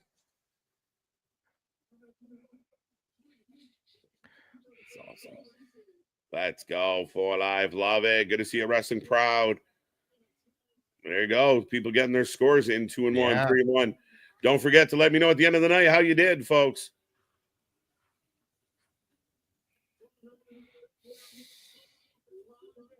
Marvin 2-1, 3-1. Like it. Generated is the new name. Generated. Oh, let's go. Are we getting the Steve Macklin match next? I hope so.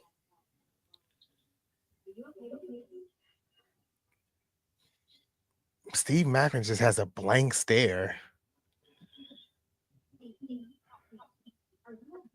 Ooh. Stevie about to go to another level. Yeah. Oh, let's go. With the little smirk. This is going to be insane. Let's fucking go. Up next, yeah. Macklin taking on EY, folks. Yeah. This is going to be a hard-hitting match.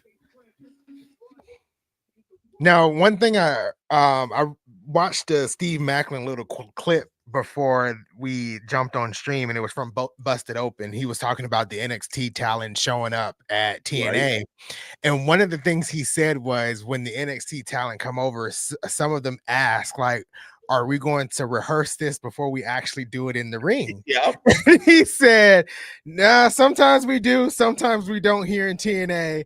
This is where you can kind of spitball and do your own thing without it being heavily produced, which I thought was pretty cool. That gives like the NXT talent that freedom in TNA to do things they can't do in, NXT. Yep. Yeah, I think it's great experience. I mean, for some of the NXT talent, they didn't work in indie. They didn't, spend their life coming up in wrestling. They've been recruited out of programs like the NIL. And again, they're very used to that structure. Like, so when you get in this environment, they go, let's see what, like, to me, it's another part of your skill set to be able to ad lib. And it does help you, even in a scripted setting where it's like, oh, we made a mistake, but I'll do this. I'll work on the fly. Right. I mean, again, and you see this sometimes, maybe too much so, but the absolute spontaneity of a show like TNA. Absolutely, yeah. Speaking of spontaneity. And too much, I will say that. And ad-libbing, but yeah, 100%, my guys. How we doing? How we feeling of where we got Casey Jones and crew out here now? We got the True North. The True North Armory. Let's go. Right. The Northern Armory got all the Canadian weapons. That's it. They got them all. Well, no, they're out here with a fucking water pistol compared to now, because the other big weapons out there in AEW. The walking weapon. I mean, I still love me some EY. Well, no, we're not disrespecting EY, but when you're saying weapons and rounds in the chamber, like. Yeah, that's a big weapon. That's a big asset for AEW. He looked like a fucking super soaker at best over in the other company. Sorry. Looked like a schmuck. People are freaking out about Joe Hendry. How does Josh Alexander look right now? It's true. He's phallus in the Callis family. Oh, Macklin says, I'll do you. Yeah, Punisher meets Casey Jones. Marvel, write that shit. Right. Yeah, Team Dean Ambrose. That hurts on so many levels. Wait, Steve Macklin looks like he is ready for business. He's not even carrying the title in the ring. Oh, he's just beating up sugar on the IC on anybody that's in his warpath. Yeah, Macklin, I feel like needs to win this. He needs to have a lengthy reign with that title to establish it. It can't just change hands tonight. No. But, I could be wrong. I've been wrong with all the other matches. So, I mean, EY. No, I can't bet against Macklin, even against EY. Fuck it, I'll take EY. Just last call on those predictions. Nice Punisher mask, Macklin. 73% of the chat going Macklin, EY getting 21, nobody getting 6. So we're rolling along, folks. It's amazing people will still pick like nobody in a no DQ match. Of like, there's literally, that's not a probable outcome. Very hard to get there. Right. Macklin taking out everybody. Right, flying over that top rope. Like a scud. Is that a compliment or an insult? It sounds like it should be an insult, but I get that it's supposed to be a compliment. Right. MDB is so mad at me that he listened to me. MDB, get him back next time we do a win game. Oh no, don't feed me the wrong answers. Get him back.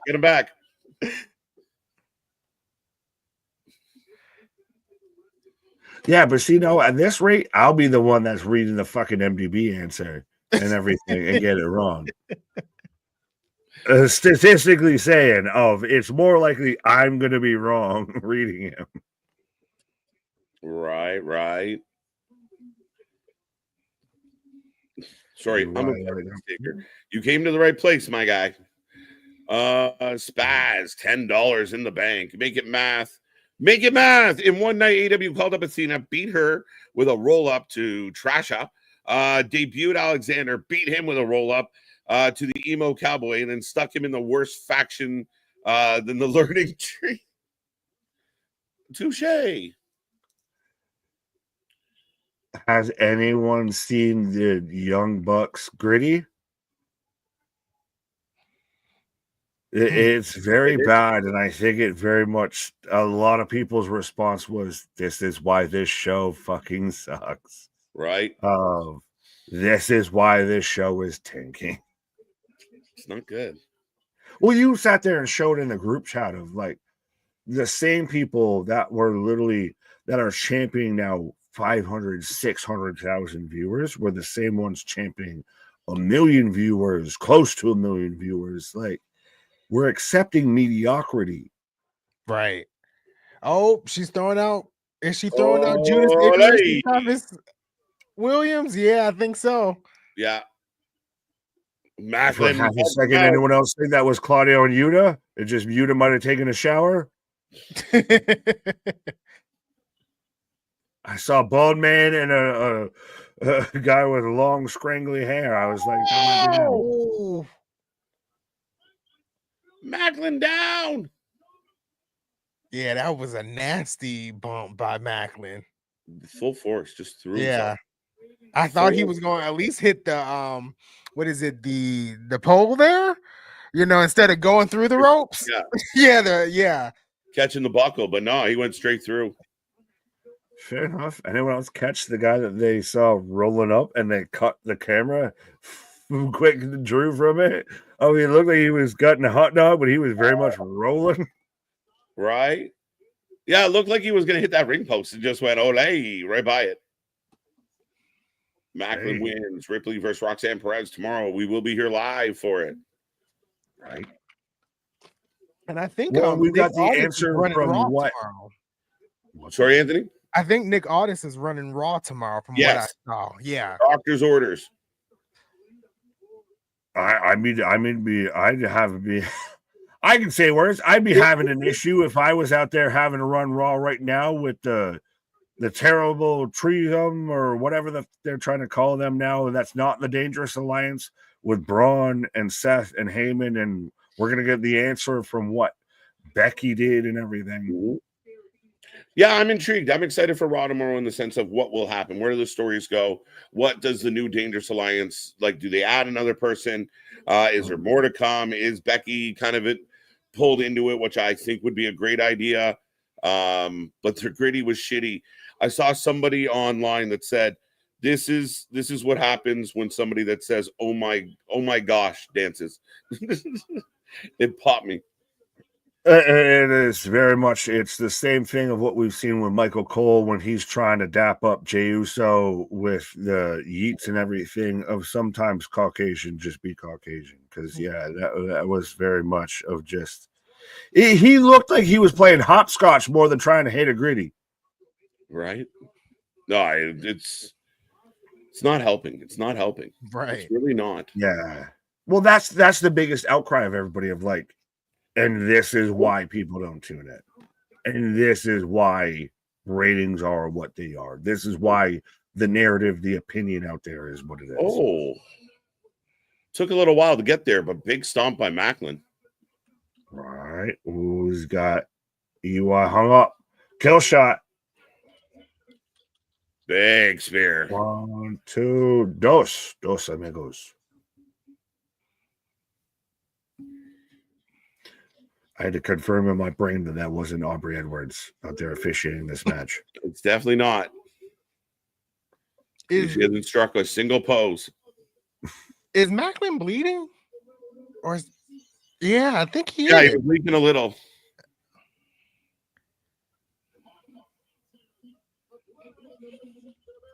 Got EY set up in the top turnbuckle.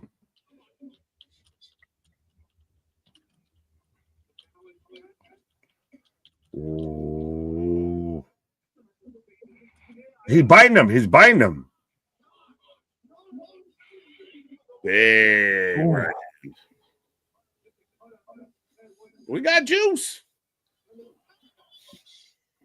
Elbow. 1, 2, dos.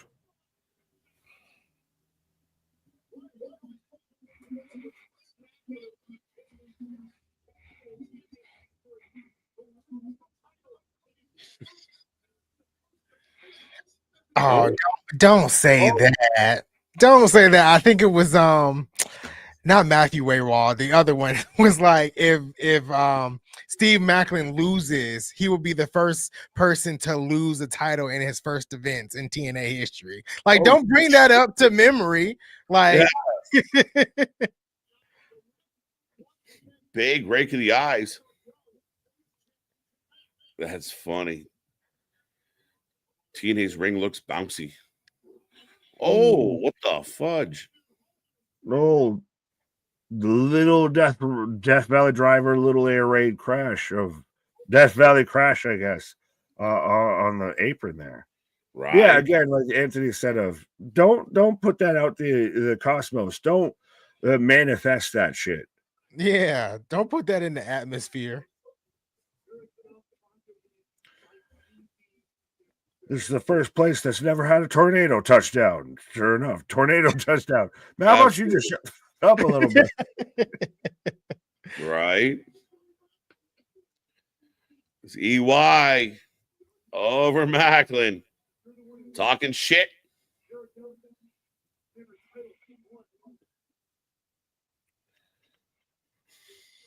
Is EY on TNA's Mount Rushmore in a sense of like he is a staple? Like when you think TNA, you think probably EY, Abyss, like there may be a few other names to be discussed of like in that aspect. Joe, AJ. Yeah, I mean AJ's up there. I wouldn't say Joe's there yet. Why wouldn't Joe be there? Longevity of like I'm saying of like AJ Styles is synonymous like with the TNA brand. Joe Hendry, he's there, but I'm saying just let me see it a little bit more. Samoa Joe has a little more clout than Joe Hendry for me right now, but we gotta win. I didn't know which Joe you were talking about. I guess I gotta let Joe Hendry. I thought KJ was talking about Samoa Joe too. You son of a bitch! He switched Samoan on us. Oh, Armory's back. Macklin gets the win. Yeah. Oh, is that a chain? Whips and chain, handcuff, smack a little booty all whip my belt.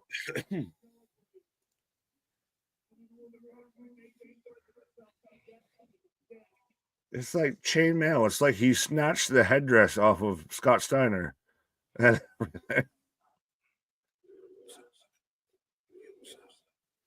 Crowd letting Eric know what they think of him. Exactly. Are we at this point just waiting until she's out of her contract of like Deonna Purrazzo, Taya Valkyrie comes to TNA back, like comes back again? I don't know. Yeah, I think at least for Deonna, yeah, it's like it's just a waiting game at this point. Oh, they're like hanging him with the chain. Goddamn crucifixion. Who's gonna come out? Maybe. Is somebody gonna come out? Is there assistance to be had? You there? Macklin doesn't have a lot of friends though, so I'm not sure who can actually come out and save him. Right.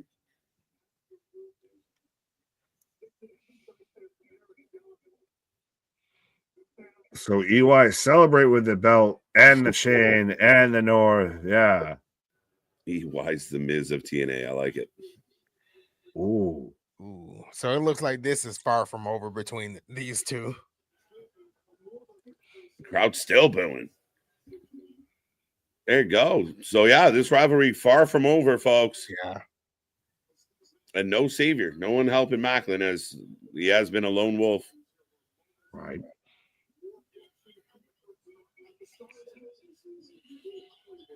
The stars are out. I'm pretty sure I saw the guy from Heels. Oh, Barbara Crampton. Woo. Remember, this is TNA. Right. I'm more paying attention to the guy that's like leaned hard over the barricade behind Reinhold. Anna Lord. Anna Lord. Lord. I am Lord. They're just picking out fans at this point. Apparently going to be in the next Final Destination. Yeah. Oh, let's go. Well, we know the final destination for these two men. This is gonna be good. It's gonna be dope. Let's go, folks. We will prompt you. Get your predictions in. Are you taking Santana? Are you taking Ali?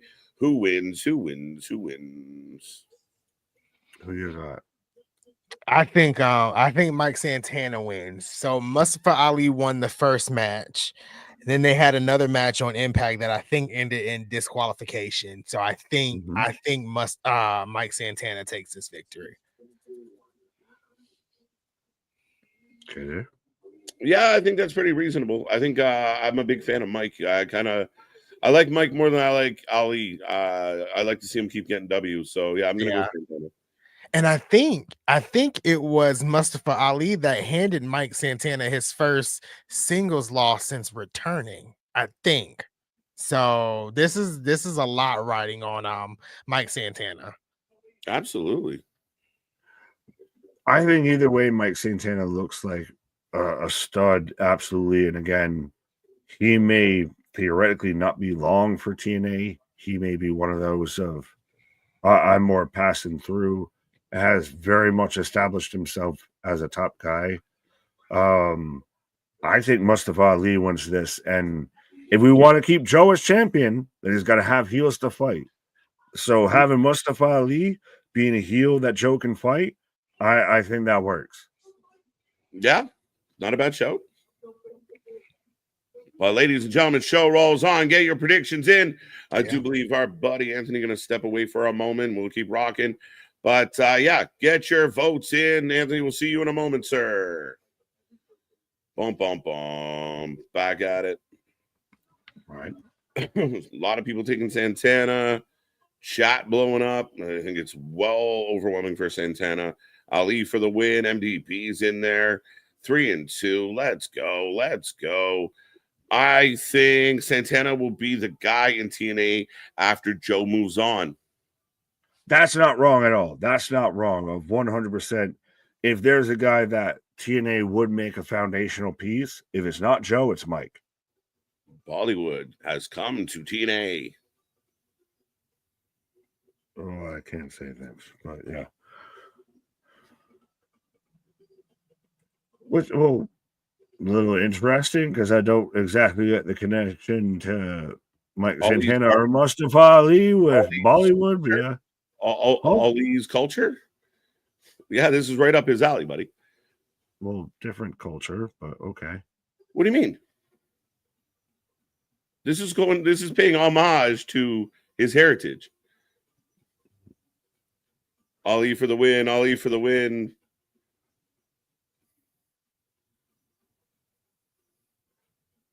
Wait for Jay-Z to break out in a verse. Let's go. Well, Bollywood's India. Mustafa's, I believe, Pakistani. Yeah, it's not really Bollywood. It was just, you got hung up on the wrong thing, my guy. Did the Rascals win? Mustafa Ali. Let's go.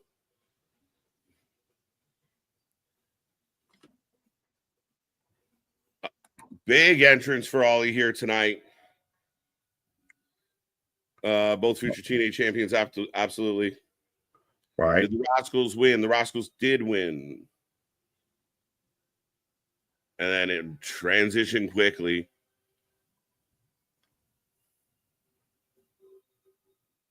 But yeah, really big entrance for Ali here tonight. Yeah, right. Thank you, Boston. Thank you. It was a good question. Mike Santana for the win. The Retribution legend, right?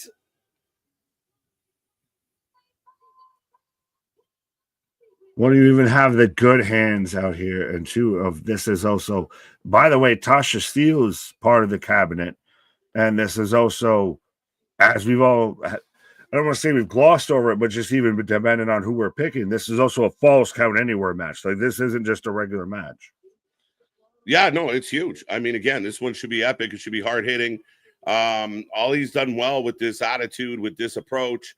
And Mike Santana's been on fire. So, again, a match that really could go either way. A match that I think a lot of the fans are looking forward to. This could be the match we're talking about moving forward outside of Rebellion. It carries Right. There you go. There you go. All right. Sorry, There I you guess, for go. my intolerance of It's okay. You misconstruing of felt this very statement. American there for a second, but we appreciate you. Vitamins and orange juice, I believe. Mm-hmm. Did you ever see Ali back in the dub? Yes. Mm-hmm. Do you ever see him back? Yeah, I mean, anything's possible. Oh, yeah, that's a really interesting question because I feel like we've kind of done that dance a couple of times. Yeah. Look at this.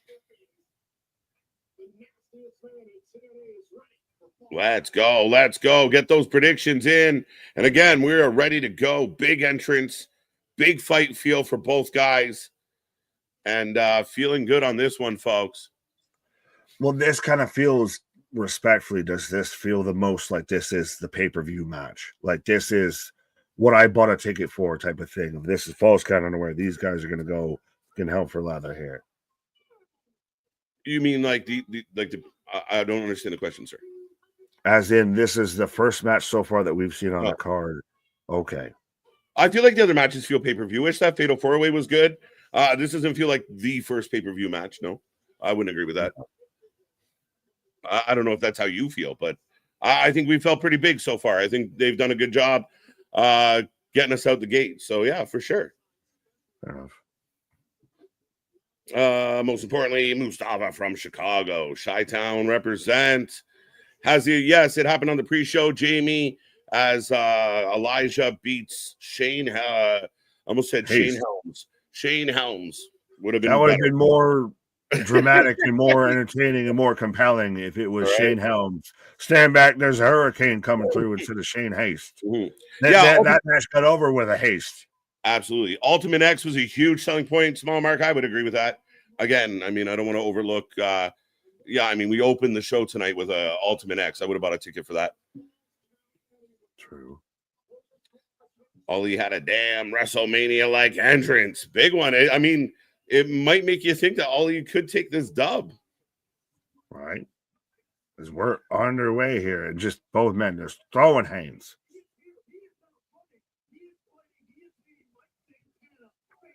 Not wasting any time. Last call on the predictions. Who you got, people? Balls count anywhere. 71% of the chat taking Santana, 28 taking Ali. We're going to end this one up. But keep clicking those little reaction buttons down at the side. You see the heart and all the fun stuff. Click them, folks. Ali just got hooked over the top rope there. Whoa, he's going up, isn't he? It's looking like it. Literally hot. Oh. That was a whole bunch of coulda, shoulda, woulda been something. But ain't a whole lot of nothing. Oh, Mikey. TNA. Slippity there. What the fuck? Boing. Coulda, shoulda, woulda. Right. We got a double main event on the card. Says Damien, we do. Nick made Boston laugh. Santana. I don't know if that's a good thing or a bad thing. What's that? You said made Boston laugh. I said, I don't know if that's a good thing or a bad thing. As long as he's laughing, we're good. Having a good time. Santana for the dub. Ortiz failed himself by pushing Santana away. I mean, again, there's a long answer to that, Small Mark, but yeah, it's unfortunate. A really good tag team. Maybe one day they'll, rekindle their friendship. I mean, is there a history of just you get monikered LAX and you're just bound to be have troubles? Because I mean, even Homicide and Hernandez were LAX before, and Hernandez is still a free agent. Homicide's a Sure-Bout Hall of Famer. Oh, he eats the stairs. Oro was such a clatter, and it was Ali's jaw going shatter. Ouch. 1, 2, dos amigos. Yeah, that's the Damien. That's the short version of my answer. Cliff notes. KJ Nick, with the acquisition of WWE did with AAA, is just a sign that they are going to use AAA as a breeding ground for the next generation of female, male, and yes, 100%. Yeah, 100%. I mean, not as a negative. Yeah, that's their plan. Like, what else would you do with a business with a business when you acquire it? You acquire it to grow it, to develop the future. Yes. When they go after something like Noah or New Japan, they're not done yet, and they want spots all over the world. I assign people to the practice squad because I hopefully eventually make them on the main roster and everything like that, or the main squad. As popcorn's getting thrown around. Popcorn to the noodle.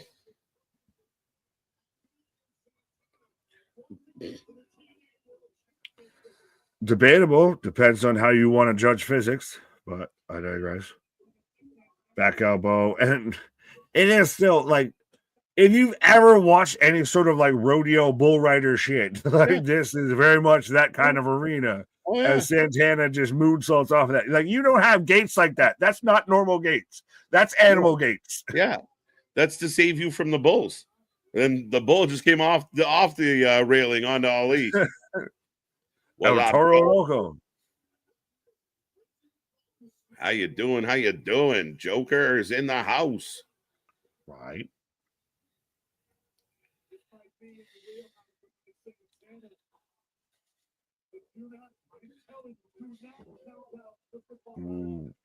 Now both men trading shots as we're walking and brawling here. Absolutely, absolutely. They need to bring back the cruiserweight title and division if they plan on mass producing luchadors. No one's saying that they are. They just might let AAA be how it is, but with money.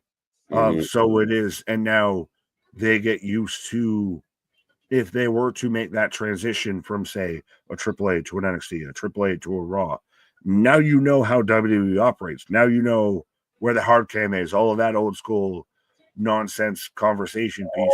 Oh, look at it. Yeah. Oh! They're fitting the name Good Hands because God almighty, did they catch that man? 2 count on the floor. Remember, falls count anywhere, folks. And Santana fighting off everybody. In comes Ali. It was a great replay. I don't even remember a spot like that since like Jeff Hardy, Royal Rumble 2000, Dudley Boys tag match, and he's hitting a swanton off the entranceway type of shit. Like, when's the last time you saw someone jumping through the entranceway? Sting did it. Recently, we watched who came off. Was it KO that came off the entranceway? We've seen a lot. I mean, since 2002, you haven't seen an entranceway spot? You really are. No, vitamins. Yeah, you're definitely on that good. Yeah, trying to put over the spot. Don't worry. Nick's recollection starts at 2002. Yeah. I found the pay-per-view. Good job. Banger incoming. Jackie Redmond on TV for hockey. Yes, she is. That's where she started, Dale. Good old Canadian girl. Secret Service. Yeah, the Good Hands out there. With WWE's bloated roster, hopefully they can send some folks to AAA. Hopefully, again, I mean, the good thing about having a bloated roster and then picking up other talents in other places is you can spread them around. You can distribute them. But competition is king. So for the wrestlers that want jobs, that was more of an AA. Yeah, that's going to adjust NA. Yeah. The dude with the I'm your poppy tank top is killing me. Damn, big spot.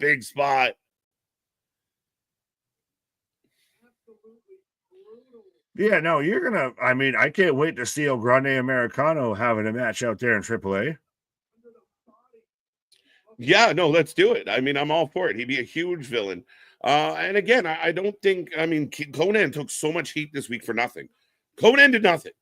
Like, he was not involved. He took all the heat.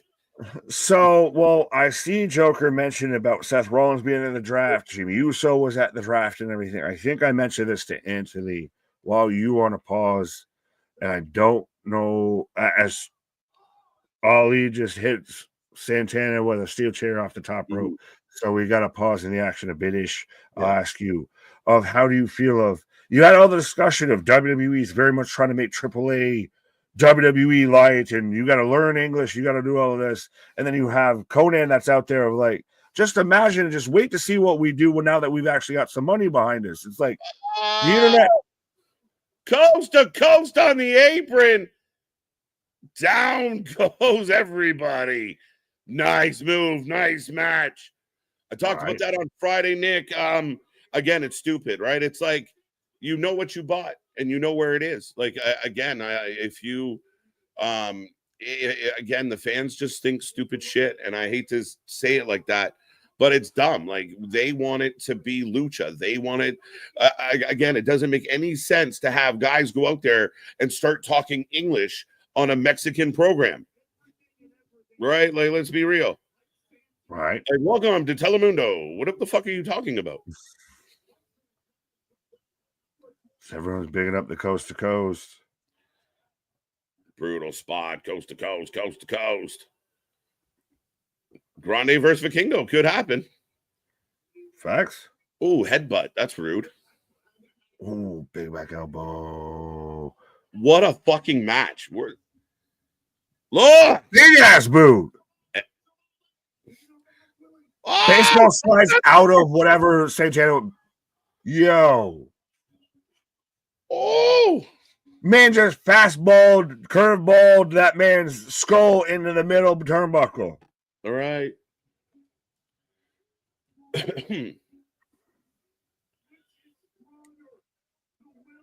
This is what kind of the advantage that TNA has of anybody that wins, there's no bad outcome.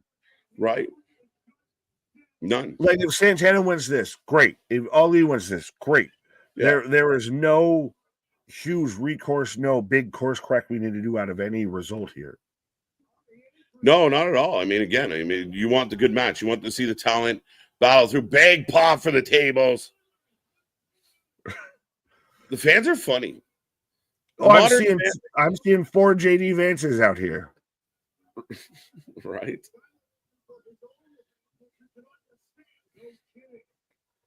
Let's go. Again, what's up with the non-American commentator out here with the leopard print suit? Like he looks like Don Callis from the 70s. I mean, that's the French-speaking group. So, right, Tabernacle, Ollie with a 450. 450. Let's go. All the tabernacles on that, because that table is just shrapnel. There's splinters. 1, 2, 2. Pin them on the outside.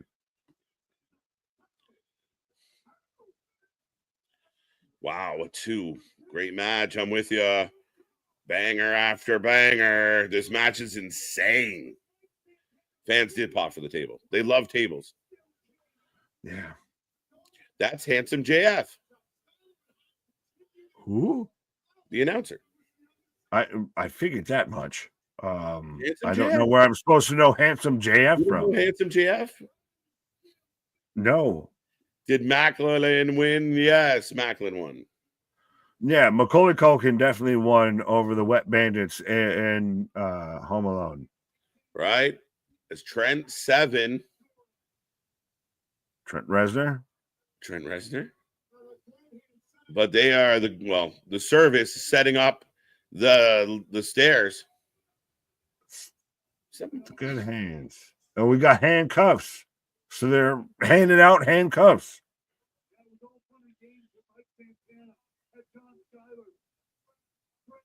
Oh, great match. This is what I would expect from WWE. Great storytelling, too. Again, it's been good. It's been good. And you can have a chaotic match that still makes sense, that still tells a story. That isn't just a series of things. Wow.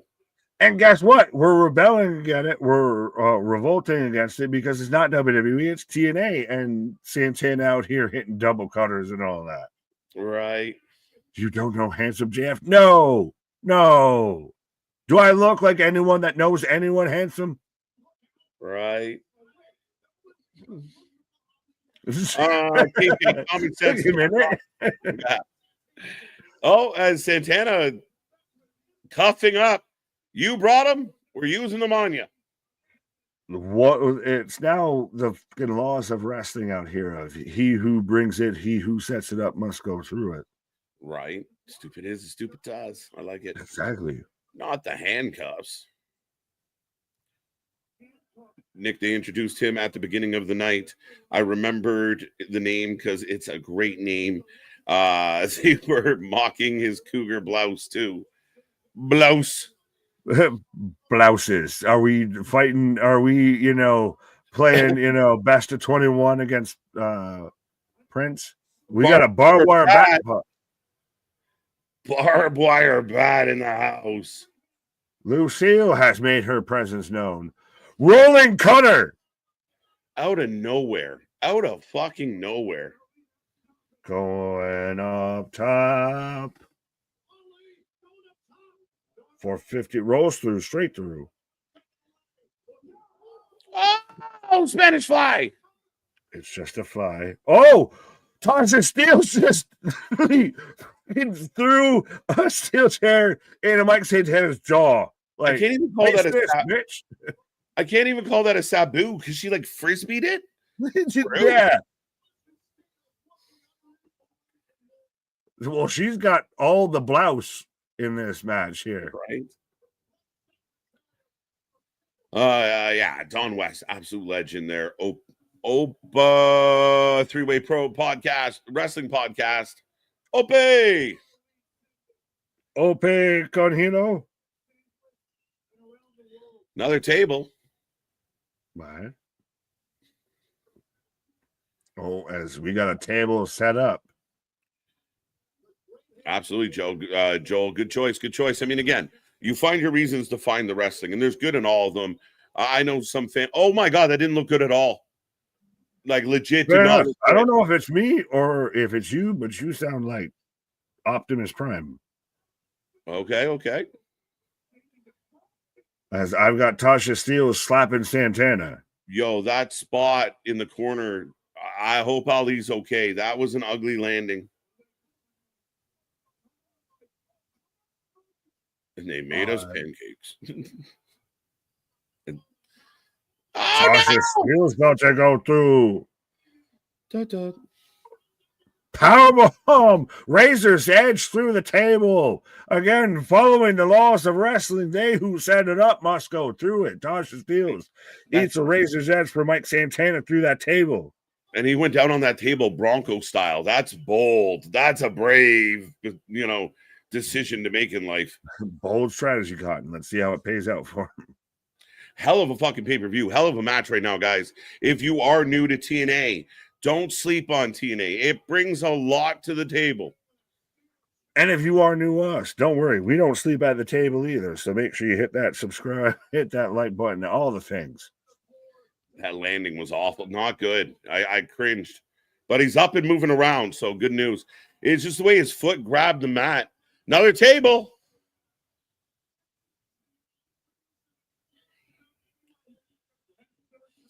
Oh, I'm worried that they're going to do a backwards table spot. Just, I have nothing outside of, predicted outside of the tables backwards right now, but we've seen that kind of pop up here or there. Yeah. Oh, now we're flipping it right side. This is a WrestleMania match. I like it. No, that was TLC. That 100%. And even the Street Profits doubled down and said, now we've established why we should have fucking been there. 100%, as they should have. Yeah. You might be onto something, though, because all these limping and gimping. It was just a really awkward a drop, right? Like, he came off the corner, and it just looked, again, you always get nervous about ankles and knees on those falls, right? Well, we've seen it recently with Buddy Murphy and a couple other guys of just you land not fully square. Oh, fun. The stairs with both elevated superplex.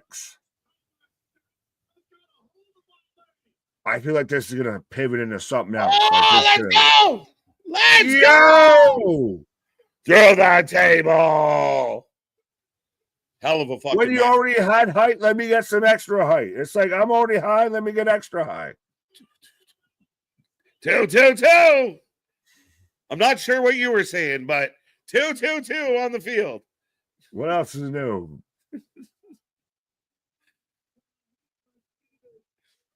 Nick and KJ, it would be cool if the guy like Oba in AAA to build. I mean, no, not really. I mean, you don't want to start sending guys like Oba to AAA and really kind of fucking up the vibe. Blacked out. Oba did well in Noah. You should have just left him in Noah. Oba Femi? Or do you talk about Omos? Omos, god damn it. No. Yeah, no. Oba should never go anywhere outside of NXT. I heard and went a different way, but yeah.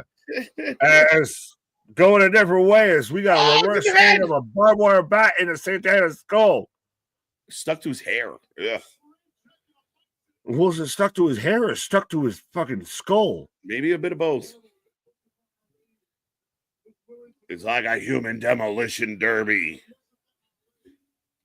All the chants kind of murmuring through the crowd. And I think this is like middle of the show. Don't worry, there's a whole lot more. Right? There's a lot more to get into, folks. Whew. You're talking too much shit, though. Oh, yeah. Look at Santana's forehead. Santana comes up all... Not dead yet. Great call by Matthew. Right. Oh, discus. Tornado clothesline. Turn that man inside out. 3 count. Mike Santana with a win. And literally, as he's doing it, you can see the fucking blood dripping and everything. Yeah, I mean, again, it was a good spot. He pops up. Again, blocks the bat, hits the discus lariat, and puts it to bed. Hell of a match. Absolutely. And again, that's just middle of the card. We've still got like the rest of the show. We've got half the show to go. We got definitely more to come, folks. What a match. Mustafa Ali and Mike Santana lay it all out. Big spot after big spot after big spot. And we finally get a winner. My God. So you think next big world title feud, Santana versus Joe Hendry? Top star versus top star, regardless babyface or heel? Well, Santana can run indifferent, but yeah. Yeah, I'm not sure. I mean, again, that's a really good question in the sense of, like, you know, what does Santana do now? I mean, he's really kind of put Ali to bed here tonight. So where does he go next? I'd be very curious. Right. If he, beat Kaz. Well, that should be a fucking layup. I digress. But and how many stars would you give that one, guys? Oh, we don't do that lame shit around here. Shots fired. That was a banger. That was 5 flames. Let's go. How about we can just say shit is good without I don't gotta put peripherals on shit. I like it. Another one. Santana is the hero, calling it now. Someone from NXT wins the TNA title, and Santana is the guy who brings it home again. Okay. I like that. Can I say this respectfully? I think if Santana goes to NXT to bring the title home again, he ain't gonna come home again. Because I think they will 100% see that, get their taste of Mike Santana, what have you, if they haven't already, and say, I will throw the monies at you. We've seen they're going to do it with Mariah May, so I will throw the monies at you. And you work here now. You stay here. Yeah, and I mean, with this relationship, you imagine, as we got Ethan Page on screen right now, folks, he will be in the main event here tonight. We're very well aware of what Mike's doing and what Mike's up to. So, again, a nice theory, fun theory. We'll see. Again, Joe's been up against it, so we'll see how this one plays out. I give it 4 to 5 blunts. I like it, Stoner Jesus. Right. 5-2 Capitals. Oof. Oh, Montreal in tough. Oh, Indy Hartwell. You are signed to the Knockouts division? And hey, there's wrestlers behind her. Who? She's a knockout. Fair enough. It's What's behind official, her? folks.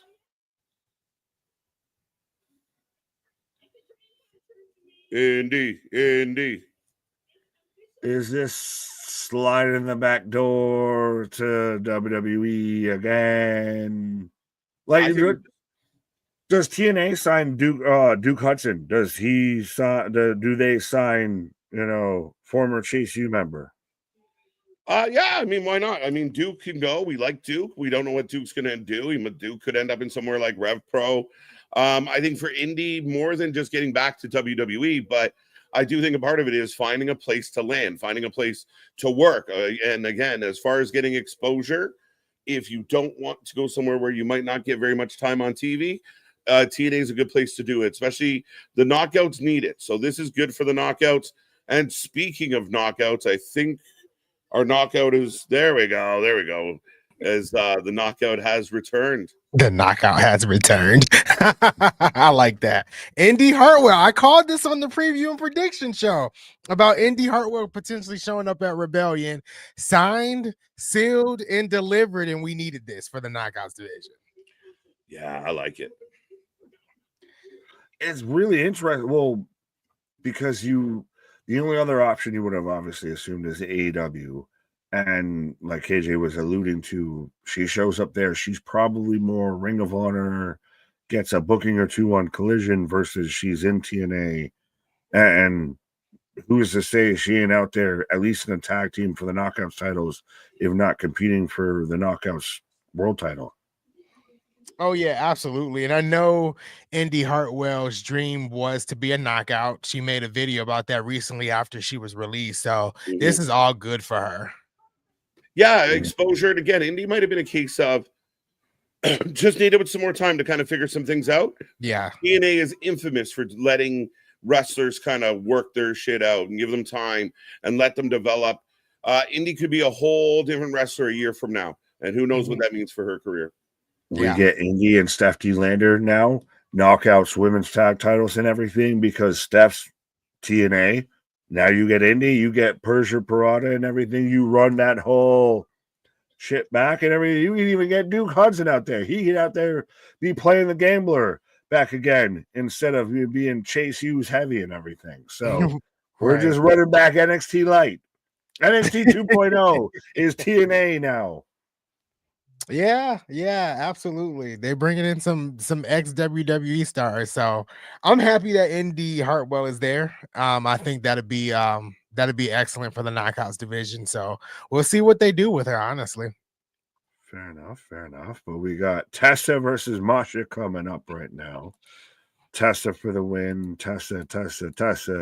Who you got, sir? Who you got? I think I'm taking Nick reappears. I think I'm taking Tessa. I'm the genie. I think I'm taking Tessa for the win here. It's a hard bet here, but I think Tessa is gonna take the title. So we'll see. Oh, I'm gonna get very mad. No, 100%. Masha wins this. Masha, all the champions. Masha. I'll be the one on the Brady Bunch, all of that. I don't care. I've been out here it was, and I'm still not going to let it slide. It was like the PWI, like top 250 or whatever. Like Masha was higher in the men's rankings than she was in the women's rankings type of shit. Like Masha Slamovich is, to me, 100% the most underrated and underappreciated. Like, once she really has her breakout moment, she's running roughshod. She is the indie Rhea Ripley, is Masha Slamovich. I'm pulling away from Tessa of not trying to draw too much attention to her issues. But yeah, it'd be a big, bold statement if Tessa wins this. I'll say that. She's kind of getting an applauded reaction tonight a little bit, Tessa. Well, that's because she's got the mask on. Once they take it off and they realize who it really is underneath the mask, they'll lose their mind. She's hiding her identity. She's Bat Tessa out here. I like how Damien down here says Indy versus Tessa would cook. I think it would. It would be a nice match between those two. Well, and I get your point even though too of like if you're going to sign Tessa, you're going to use her. You're going to you made that choice. You're going to invest in this and everything. Absolutely. And she is still fully talented and everything. Yep. And if she loses here, then you've cropped it off. Like, where do you go from here? You can still run that back. You could still have your Slammiversary, your big matches past this of Tessa and Masha. Oh yeah, running it in circles here. Yeah, you can run that deep into the summer months with Tessa and Masha. Especially when you've lost Jordan now, so your knockouts division's respectfully a little bit weaker. Mm-hmm. Absolutely.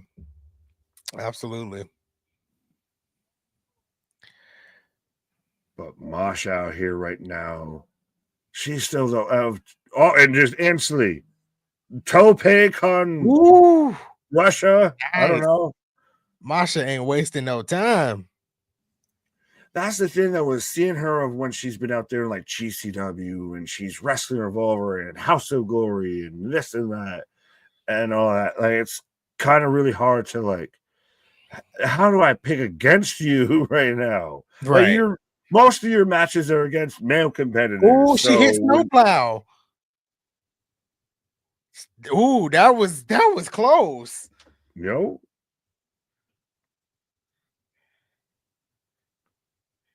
One.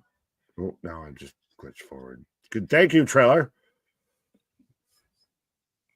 That was real close with her hitting Snowplow. Like she's running at 100 miles a minute at this point. Masha is. She knows what she has to do to retain that title. If that's what they want, she knows what she has to do.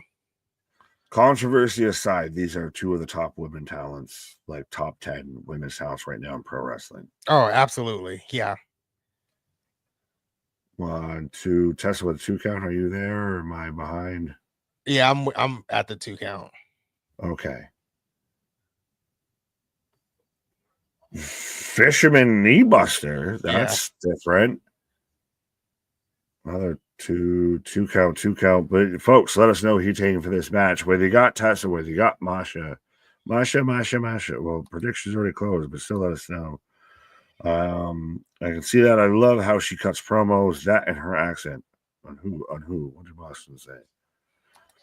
If Tessa wins it because she's the best women's wrestler in the world, I'll fight you on that. And TNA would be taking advantage of the talent they know they have. Ooh, Masha is about to do like a suplex. A middle row. She's about to do. I've seen. Christ, I literally was watching old WCW earlier today, and Tasha fights out, but she was about to do something the same thing, mid rope in body splash there, but she was about to do the same thing I've seen Canyon do of set up like a middle rope superplex. Yeah, that's exactly what that kind of was. Yeah, Tessa turned that into a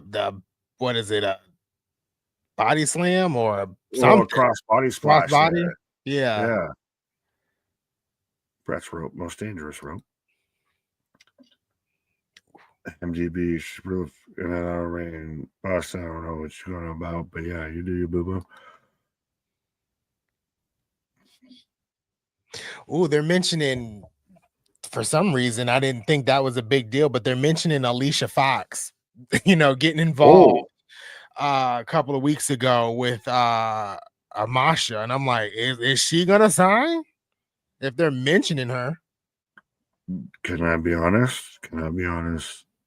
I don't want that. No, I want it because we need more knockouts in the division. And if you haven't seen her wrestle recently, she had a banger with Jordan Grace before she went to WWE. She still has it.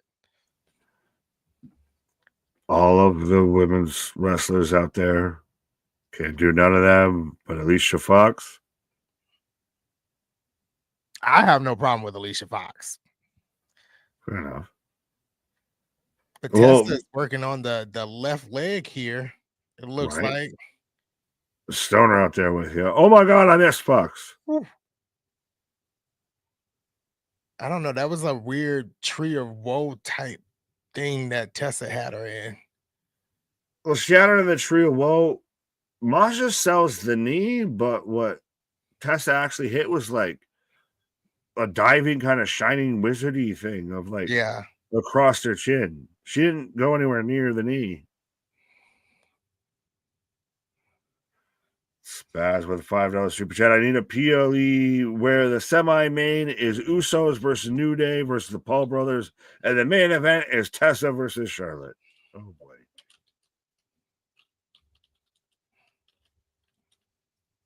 Yeah, Tessa is just working over Masha's legs. Texas Cloverleaf. Should it be called a Tessa Cloverleaf at this point? I guess so.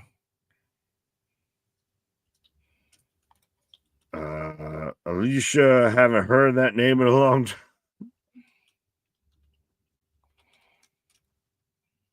I saw that.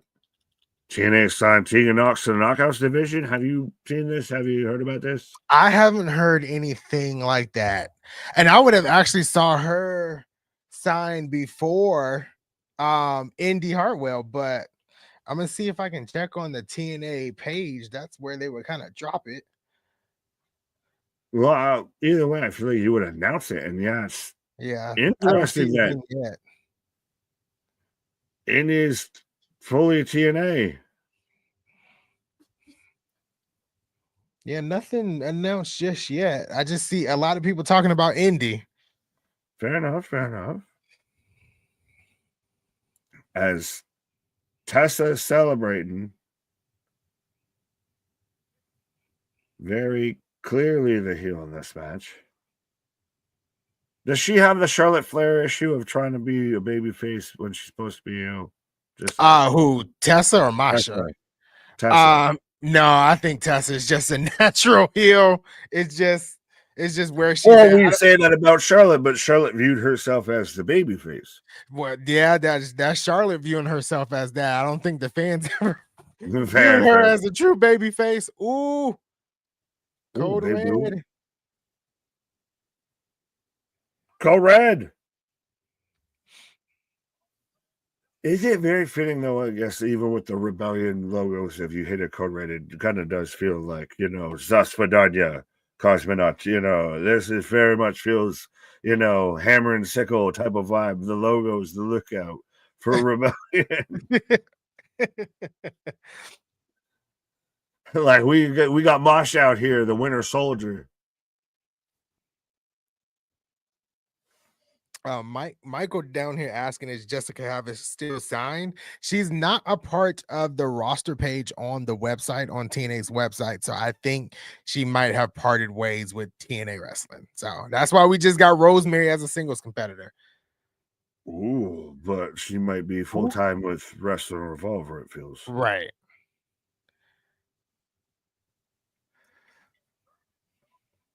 German suplex by Masha, Natasha, Tessa. Where it's 2 go. Yeah. Masha trying to get some feeling back in her leg a little bit. I don't know. Well, you've got a sell of, especially that will work with if Tessa ends up winning this. Well, I've already weakened over her knee and everything. I've already weakened the source of power here. Right. It's a lot easier to pick somebody off when they can't walk at you that well. Yeah, Masha was setting up for Requiem there. Ooh, 1, hard 2, slap. 2 She's about count, to do it. 2 count. Oh, okay. One of the 5 fingers hit in the face. Slap.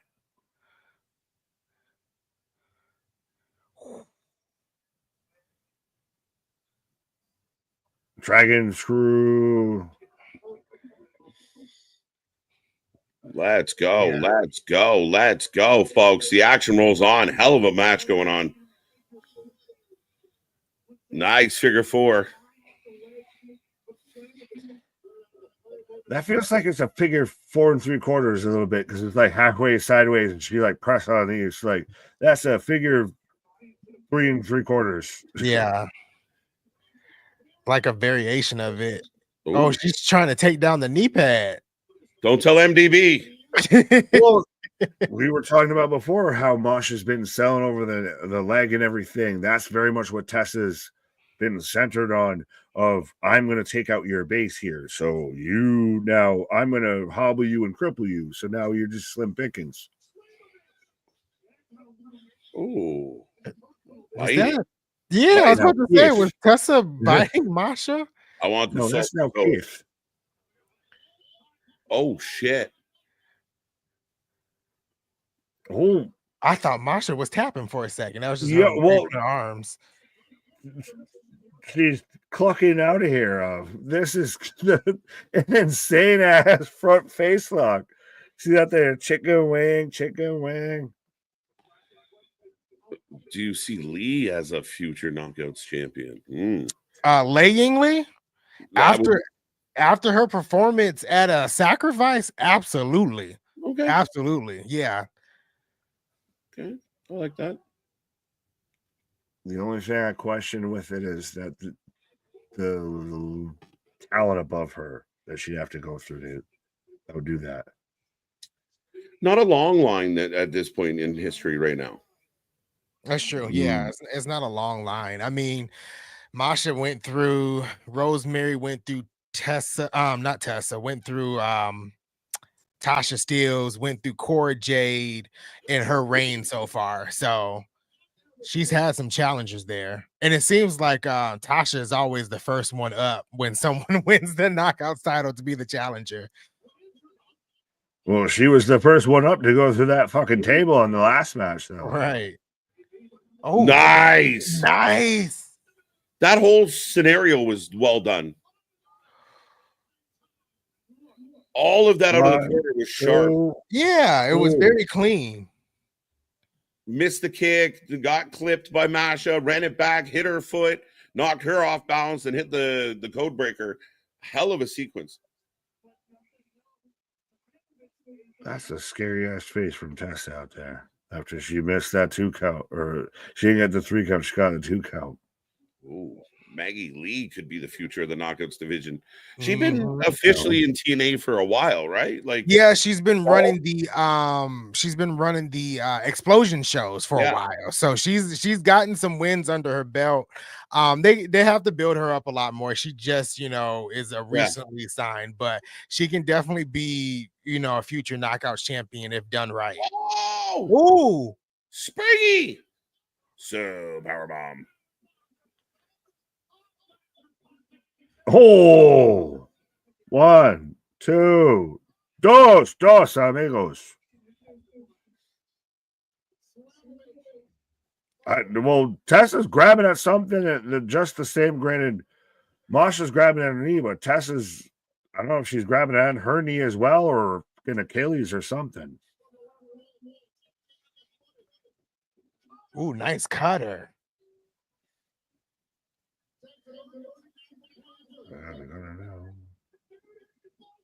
Any chance? Oh,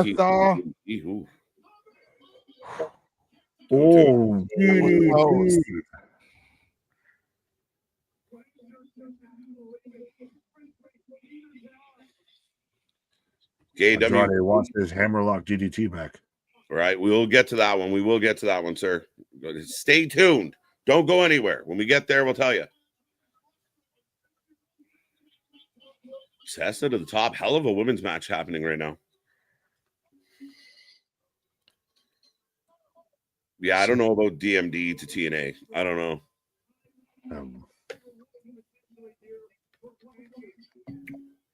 She's setting up for her finisher going to the top here. Oh, clapped. Clapped. Yeah, clapped hard. Clap on.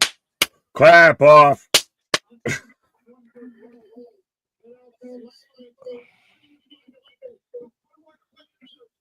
Oh, superplex.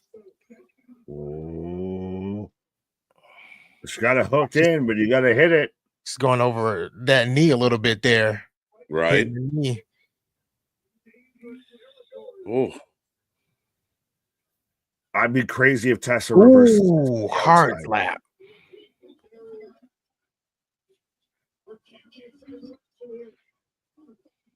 It should have been me. Headbutts.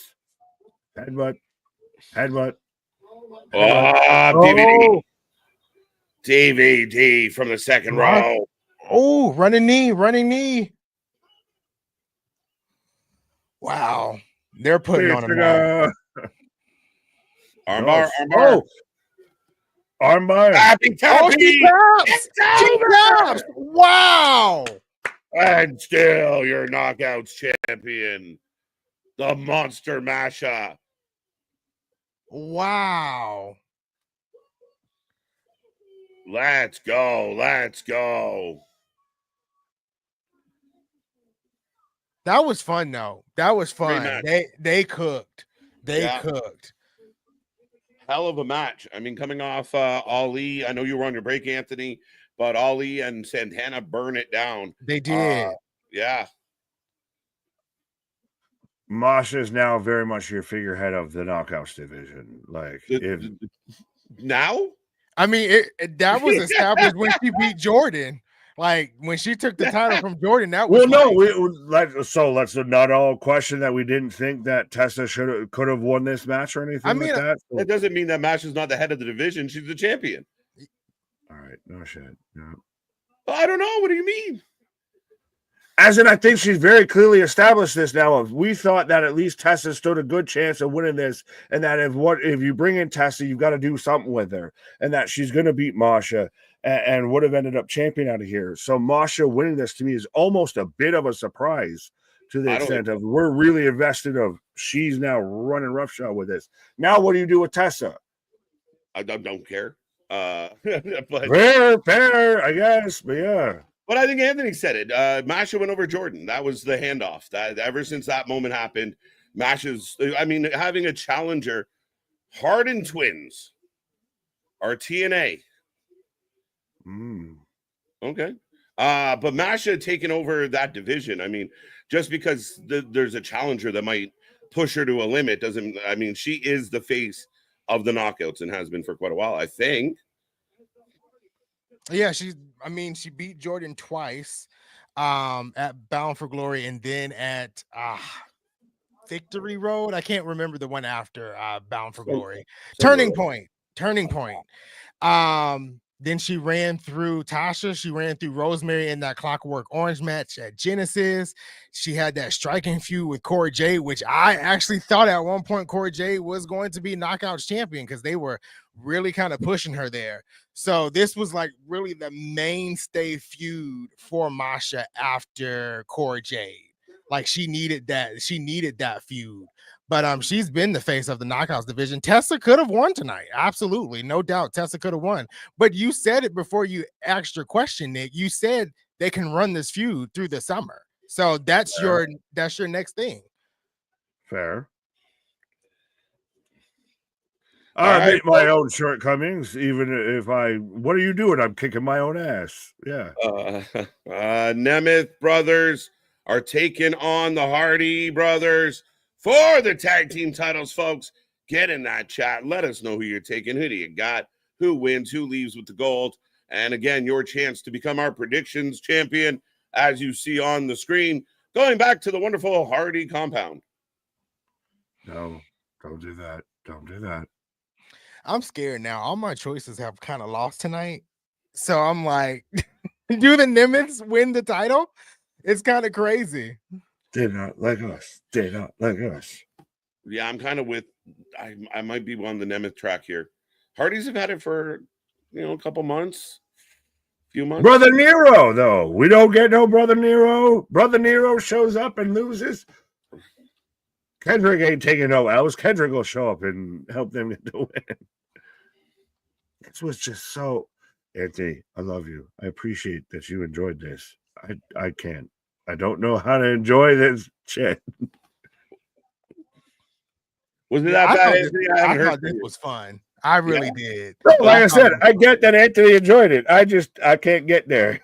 Yeah, absolutely. Sorry, Anthony, back to you on that one.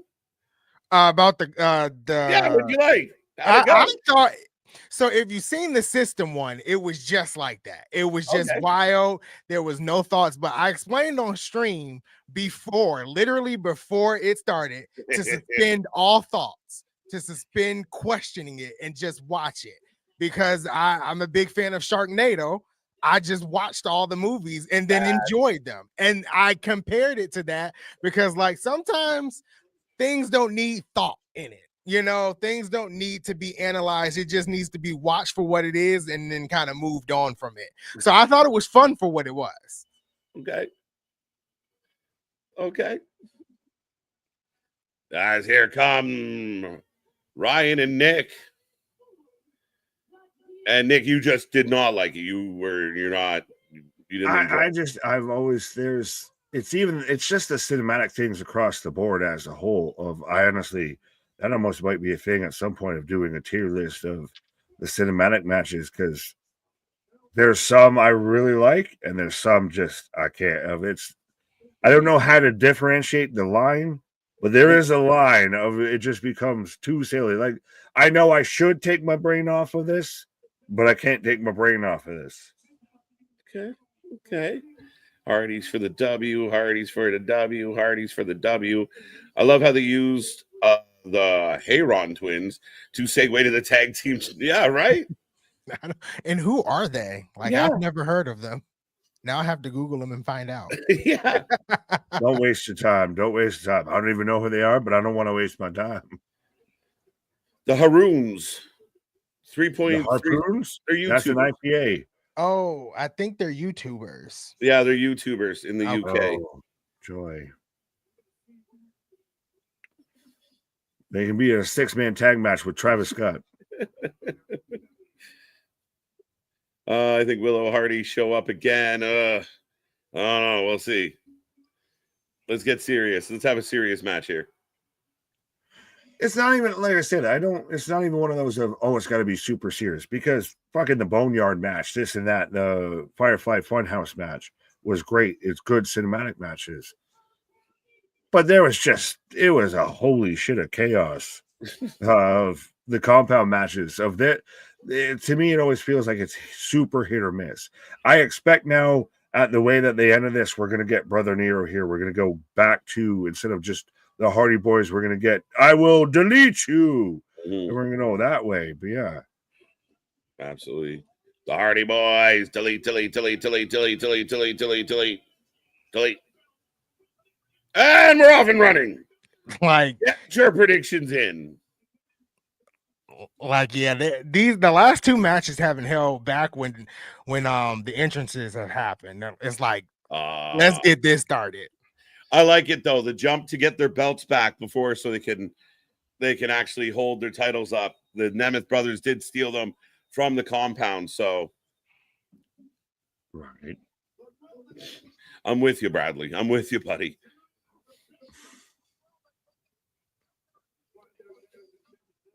This is where we look to Anthony for his youth, and he didn't know. I didn't even know.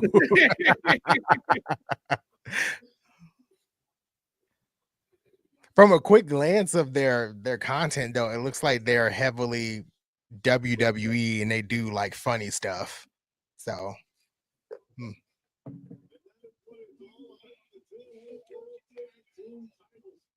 Dun, dun, dun, dun, dun, dun, dun, dun, dun.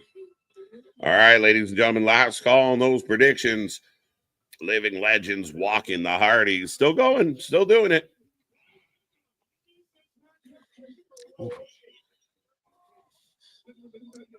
I think this is a traditional tag team match, but they're like, F it. Right?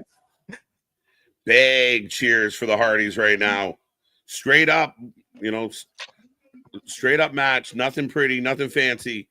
Just two tag teams. Going for a twist How of fate. dare you say Nick Nemeth isn't pretty? Right? He thinks he is. 76% of the chat going for Hardys, 18 for Nemeth brothers, and nobody getting 6. Do the Hardys ever wrestle again? and I say wrestle, not show up, because they could be Hall of Fame if they're not already. Do they ever wrestle again in WWE, or is this the pinnacle? This is the closest you'll get. I wouldn't rule it out. I mean, just with everything that's happened and all the relationships going on, we never thought they'd have an NXT match. So, yeah, a one-off. Maybe, I could see them doing something small. Yeah, I think both of them have mentioned that they want to end their career in WWE. I'm like 99% sure they both have said that. It's just if WWE wants them to end their career in WWE. Well, more likely to who does WWE want more, the Hardys or Chris Jericho? Well, Hardys by a mile. Nobody wants right.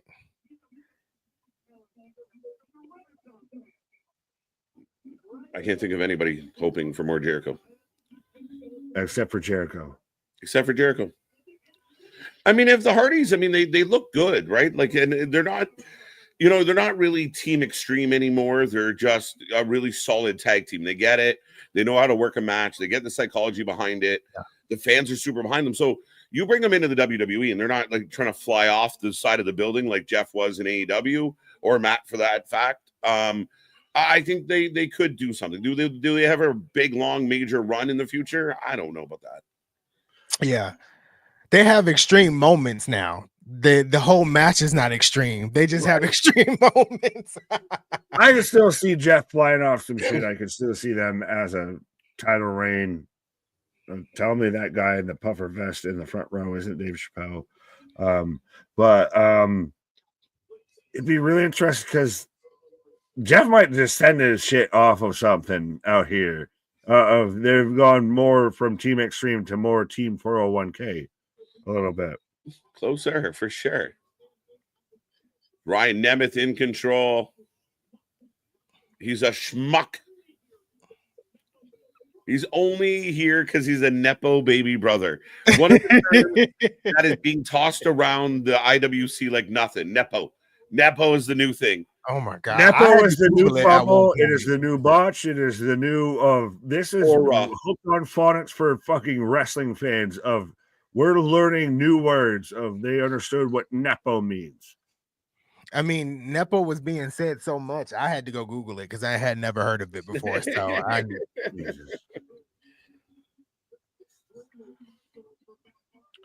Meanwhile, KJ's been calling out the biggest Nepo baby in wrestling, Ava Rain, for the longest time.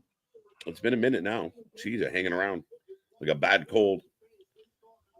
Masha, she's the sniffles, right? Oh, Jericho back to the WWE would be more digestible because Triple H and crew would not. I mean, yes. And could I see Jericho doing like a mini run into a Hall of Fame? Yeah, but I hate the guy so much right now. I really don't think I want him to have anything. I don't even want to see it. I don't give a fuck. You just soured me on your shitty attitude. You get nothing. In comes Nick from Baby Brother. Well, one half of this tag team actively in litigation right now. Facts.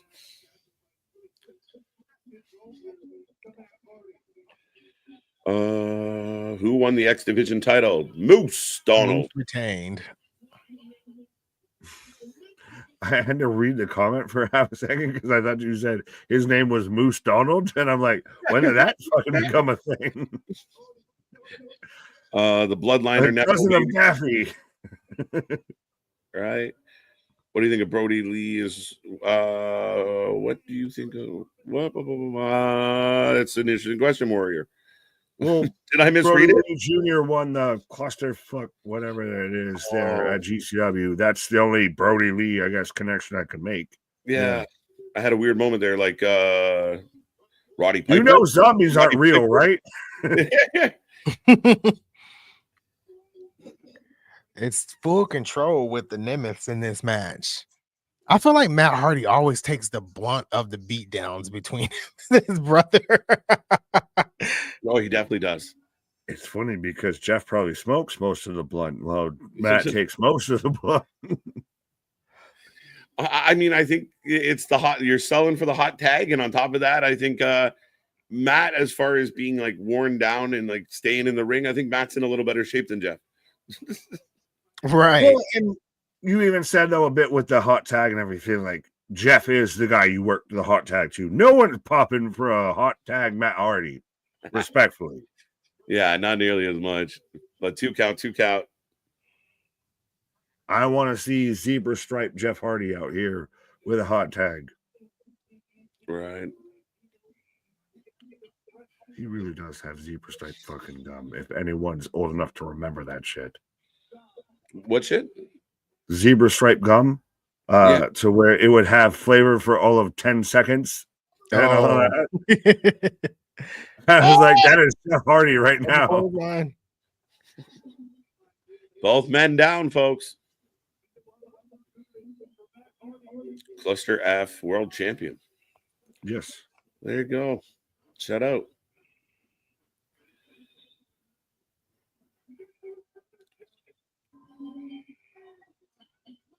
There we go. Tags Jeff in. Big pop. Yeah, Jeff gets the hot tag and runs through the greatest hits. Double leg drop. Respectfully, is the Hardy's greatest hits just more of we're not calling it a Jeff Hardy highlight a little bit, because like outside of a random twist of fate or a leg drop, what's a Matt Hardy highlight? Well, I mean, he's got the side effect. He's got his own little. No, I know, but when you think of Hardy Boys moment, you think of Jeff Hardy. Well, I mean, the win 1, 2. that's why he gets the hot tag. Yeah, exactly. That's what I'm saying. This man got Willow out there, and someone gives a shit about Willow. Cena is not the GOAT with 17 titles. How many times did Archer? There you go. R-Truth, shout out. Oh, wow. Ryan with the save. Oh. Would you wait 4 hours in line for a Hardy's meet and greet? I wouldn't wait 4 hours in line for much.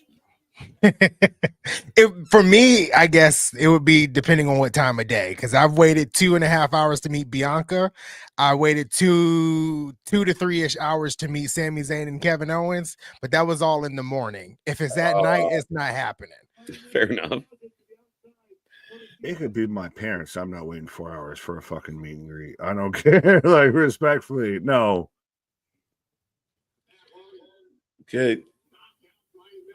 Ryan just fainted. I don't know what happened there. He collapsed. Yeah. Famouser! Ooh, famous, sir. Those. I assume Jeff doesn't have the memory for extra spots, so Matt takes all the spots from the yeah, right? Oh, you may not be wrong. I mean, shit. He wants a match with CM Punk. I'm down. Why not? Maybe. Now, TNA app, do you got to pay to watch PPV? Yes, I believe. Yes, $39.99. Oh, Yeah.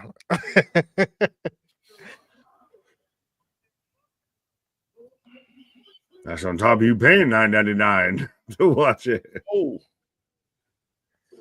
Poetry motion into the side effect. Side Swanton? effect. Spa. Oh, Wow. crossbody. You can't even hit the swanton for a win. What? Why did Matt just randomly like teabag the ref?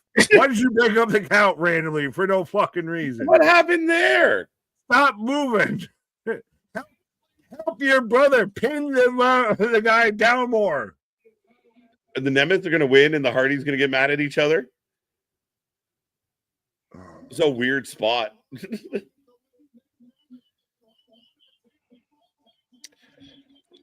You might have me there, Ken. Yeah. Fuck. Twist of fader. That might be more of a twist of waistline, but yeah. Yes. That's Hardy with the shirt off. Oh, Ryan's back. Ryan's back. Yeah. Yeah, absolutely, Mark. I mean, I you talk about like 4 days, 4 weeks, 4 life. Yeah, definitely waiting for that moment. I'd happily stand in line forever. 40 days and 40 nights. Right. It's been 84 years.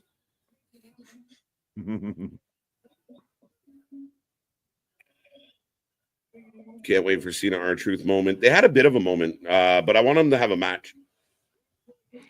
I would like to see that on his last run. That would be cool. Right. Truth deserves it, right? I'm going to fight. Imagine the vignettes and the promos building up to it. I'm going to fight my childhood hero. Do you tease it a little later? Like this is the first interaction between those two. And so in a month or so, the closer we get to December, we might slide that in later on. Oh, maybe. Matt Hardy takes a backdrop on the chair. Jeff Hardy composing himself in the ring. Where's or Ryan? Composing a song. Right. Oh, I think they're about to win. What is it with between the legs ball kicks right now in pro wrestling? Is everyone just out there auditioning to be field goal kickers? And it's over. This is it. Wow. New TNA tag champs. A little anticlimactic coming out of the hot tag, but it was a fun match and a bit of a odd ending, but we got there. I don't understand why Nick just didn't go for the pin instead of, I guess he wanted Ryan to actually win the titles for them. That could be the case. Uh-huh. The babyest of baby wrong. All right, Ryan Nemeth did it. Wow, I was so wrong with these predictions tonight. This is wild, but I like it. Nice. Yeah, new champs. So the Hardys, big kick to the balls.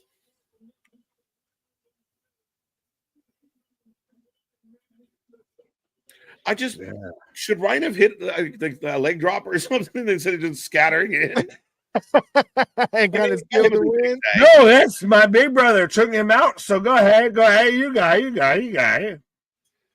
As the Nemesis head out through the crowd. This man struggled to get over the barricade. They gotta celebrate with their mom. 5 and 3. No, yes, 5. Yo, what's his name from Jackass? Just took a big ass bump because of Ryan Nemeth out there. 5 and 2. They were literally walking back towards the ring, and he just like fell the fuck over. Who had the Hardys winning? I did. Most people.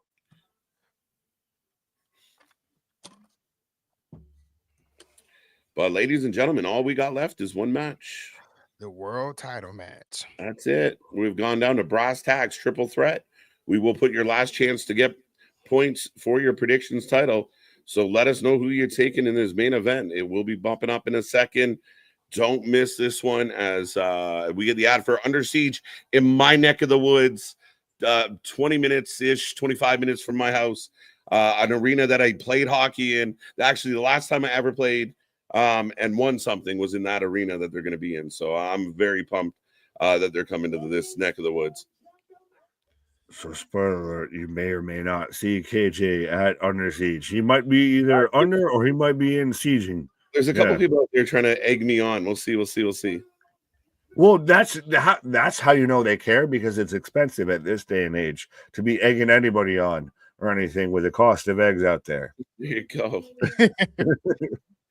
All right. So we got Joe taking on Ethan, taking on Kaz. But we got busted open out here with Santino. And O'Shea. Ole. Yeah. Ole. Tommy Dreamer just looks like he's everyone's uncle that shows up like 2 hours late to the fucking whatever event you're having.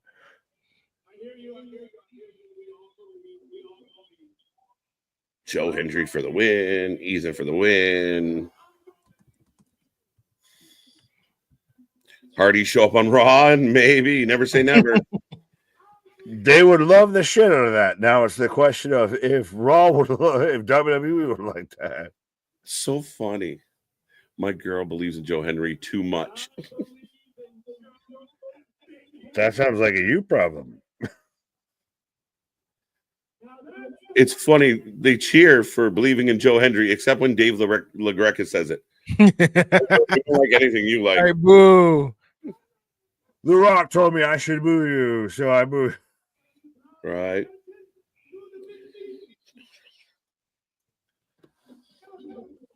I still just love anytime like Morella and Santino's out there just talking because 100% John Cena. Everything's so great. We're gonna cut to the TV screen. You're pulled into it all. Frankie. Oh, Michael, you're hurting my head. That could be something if they give it to Frankie tonight. Is that like, yeah, but does Ethan eat a pin then to avoid the Joe? Listen, if they take the belt off Joe tonight, after all the fucking hubbub about everything, bad move. Right. You're just fueling that fire. Touche, but do you stoke the flame to you light the beacons of now everybody's going to be talking about TNA because you fucked up. And I know it's a terrible ass approach. It's very WCW, the promotion I've disliked for a while, but almost you get the most negative attention, or you do the most shocking thing. So you're going to get the lightning bug. Now you get all of the attention focusing on you because everybody's going to be mad if Joe Henry lost. Bold strategy, Cotton. I don't know if it's the way I would do it. Yeah. That's a tough one.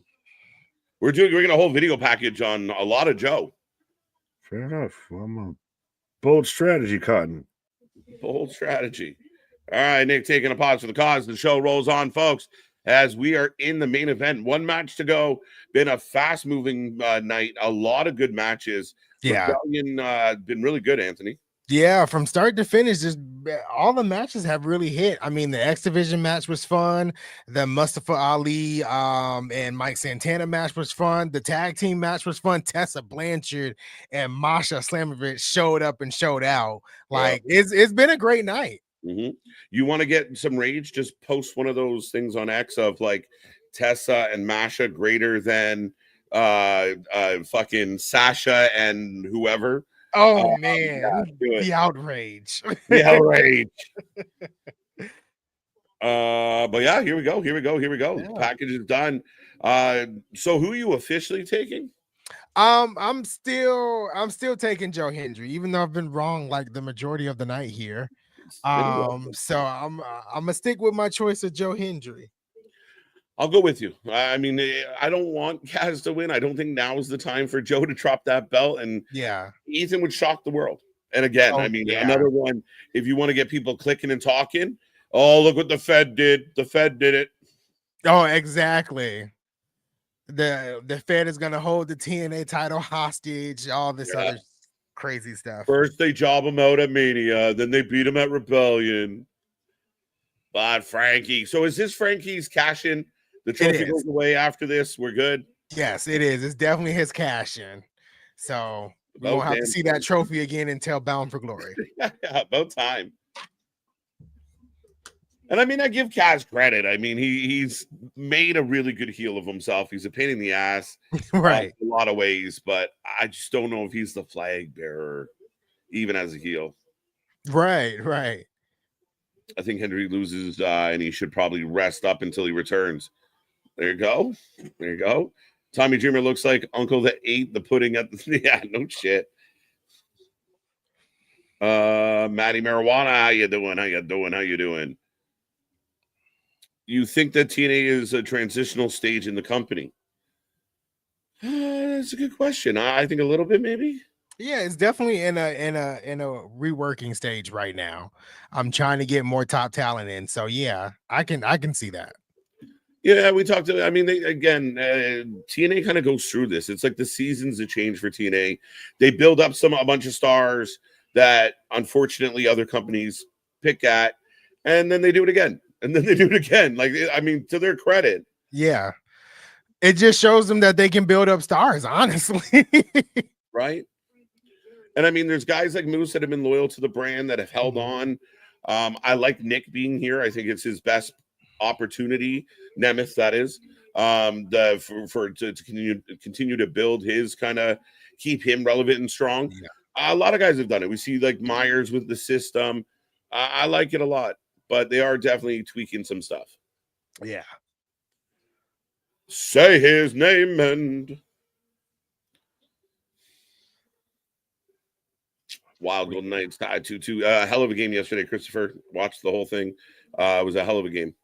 I think Kazarian needs this win. Trey, you're hurting me. I'm scared.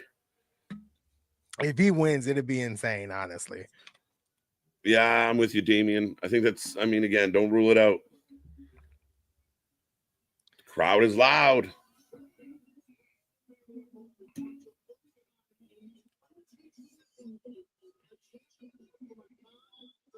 The first time in 27 years, a championship from a non-WWE was at WrestleMania, was present at WrestleMania. That, again, you're right, guys. We clearly jobbed the guy out.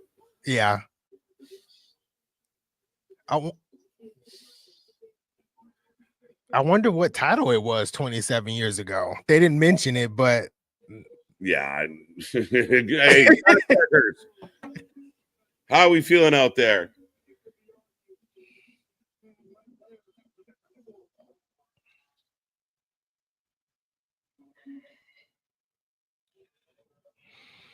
There you go. Bradley letting everyone know. Go check out the Discord after we go off the air.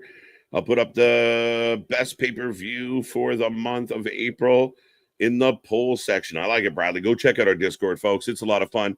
A lot of things going on. A lot of little sections to keep up with. And again, a good time for all. So join us on Discord, X, Blue Sky, Threads, Twitch, Facebook.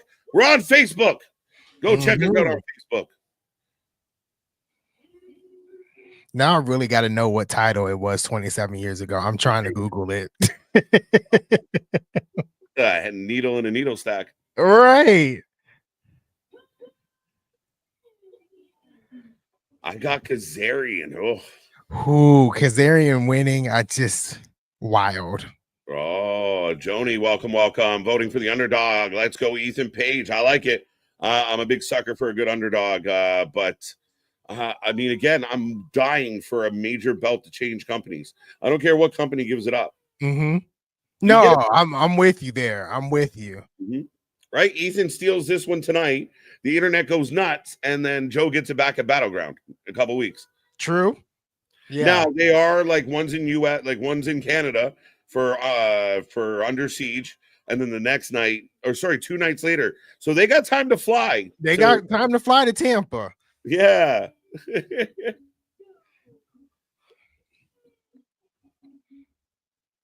I mean, and you could do the quick. I don't know if that would be sufficient, but you can do the quick hot potato, and you could have Joe win it on the live episode of TNA this coming Thursday, right? You have Ethan show up on NXT with the title, and then Thursday he wins it back. There you go. That's an idea. And I think that makes it official. We're going to be live here on Thursday for live TNA. Card subject to change, folks. I don't know what we had planned, but yeah, let's go TNA. Joe Hendry looks like he could play a serial killer. Yeah, I guess. Yeah, the squeaky clean guy that's got the dark, Okay. Predictions are now closed. We're off and running here in this main event, folks.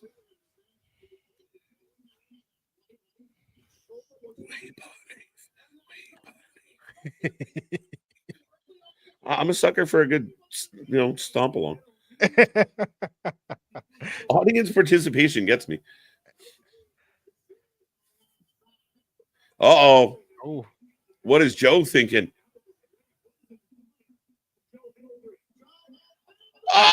Oh, up and over. Oh. Yeah. He sounds buried. Anybody? Yeah, he sounds very buried. Like Mm-hmm. so beyond 6 feet buried. I didn't see anybody posting seating charts for this sellout tonight. However, Slammiversary hasn't sold out yet. How dare Right. you? How dare you? This one's a sellout. They look by it. Oh, that means nothing. Look, they haven't sold tickets to this one.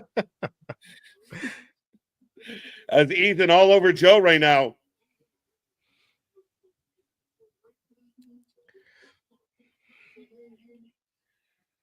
I like this one from Donald. I think Randy should get a title shot. Under Siege, Randy Orton versus Joe Hendry. Right? I like it. I like it. Like, and then like commentary mentioning Randy Orton. Like, that's just crazy. Randy Orton mentioned on TNA television. It's crazy. And watching the clips, I mean, it's so cool.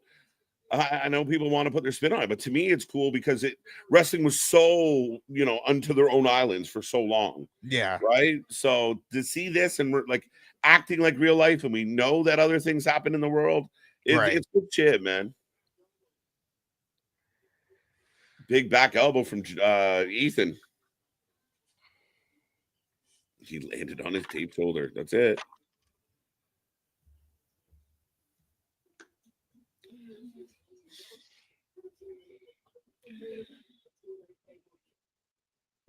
That's excellent. 316. Get one, buddy, before they're gone.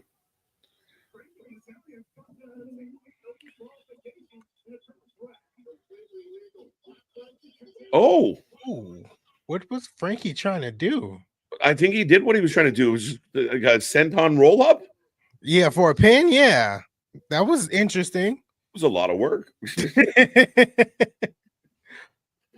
Did we lose Nick? I doubt it.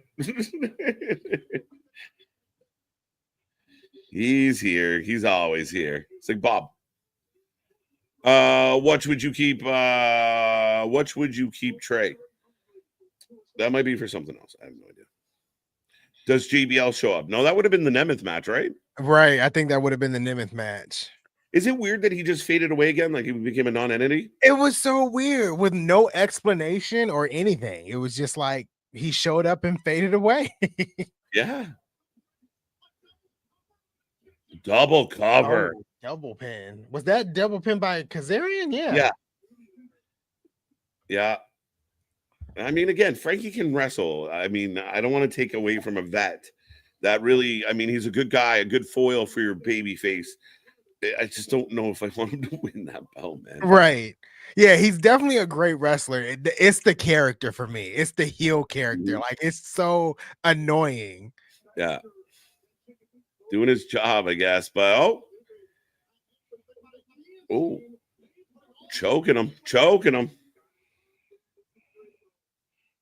I want to see Ethan join Seth and Paul Heyman. Ethan Page? Oh, okay. That'd be a step up.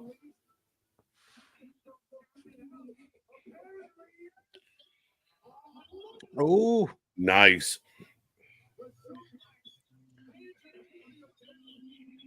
Kazarian can wrestle, but it's more of, does anyone want to see it? That's the thing. Fair enough. As Kazarian with a double leg drop into two things. No, 1, 2 count on Joe. So Frankie cooking right now. Has had a bit of control throughout this match so far.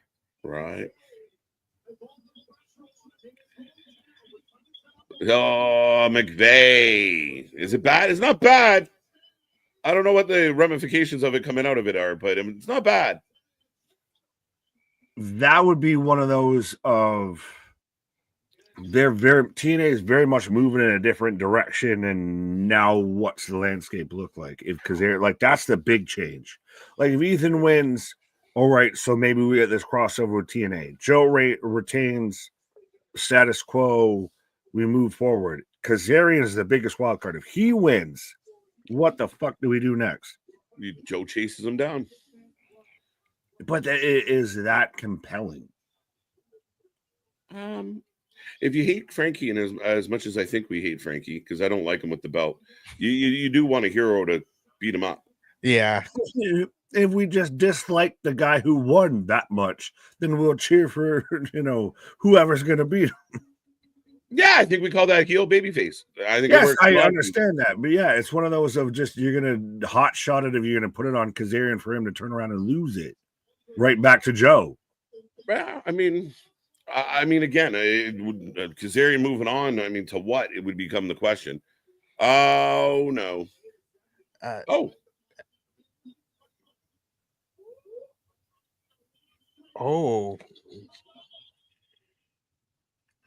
Oh, doomsday spot has Kazarian's in a doomsday spot, still punching the shit out of Ethan Page. I might be fucked, but I'm gonna fuck you more. Pause. Oh, everybody. Kaz wins, Joe out for a little bit, and the rest of the rotator cuff. The work a couple face contenders into a cycle and try him out before Joe comes back. Okay.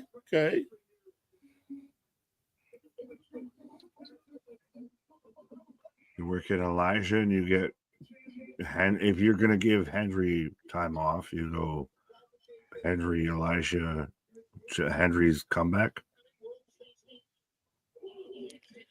Maybe. I would love for Drew to join. We'll see. There's a lot of talk about possibilities there, Damien. We will be here live tomorrow night, 7:30 p.m.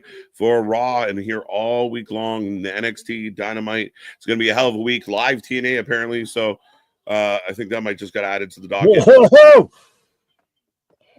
Down goes Frankie. Down goes Frankie. Down goes the fucking timekeeper. Down goes the timekeeper stand. Down goes the belt. Down goes the bell. Down goes this guy and that guy. Joe planning. Ethan's trying to get his hands on that table.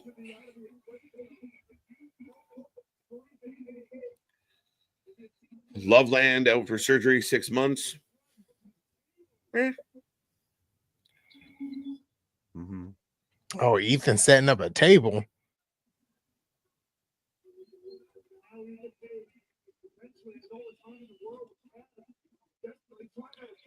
No. Get a confrontation. Oh, Razor's Edge about to be through the.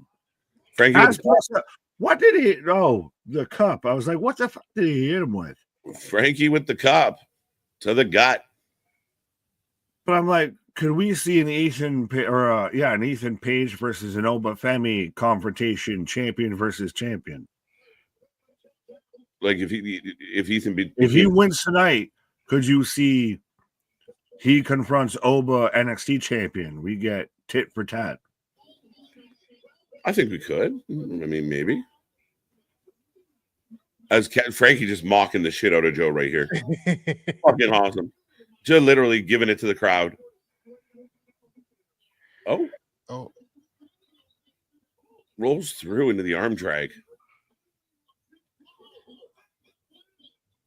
Oh. Yeah, when have you seen like an angle slam into an arm drag into a dude buster?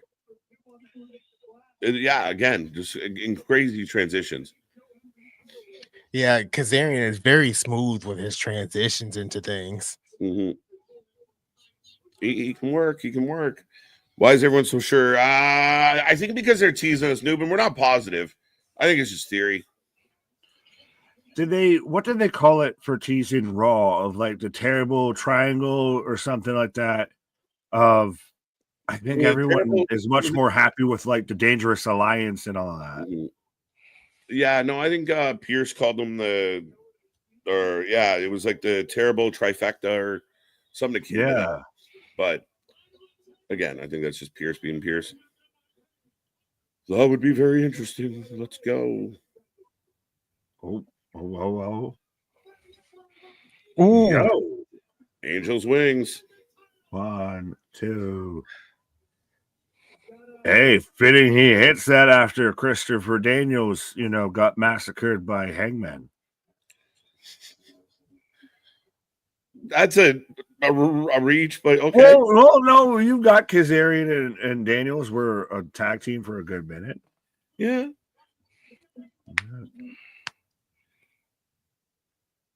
This is awesome. Chance breakout. And it seems like everybody that's sitting on the floor has not sat down. No. Like That's because they don't have chairs. Jesus. No, he would help them sit down. He would give them chairs. They don't have chairs. We've said this is like the bull ring out here. They're positioned for when their show's done. They let out the matadors and they run away. Everybody chopping everybody.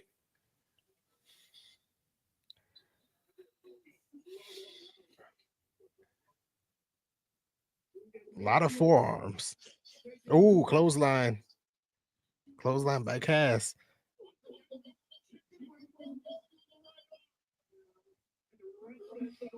Chicken wing.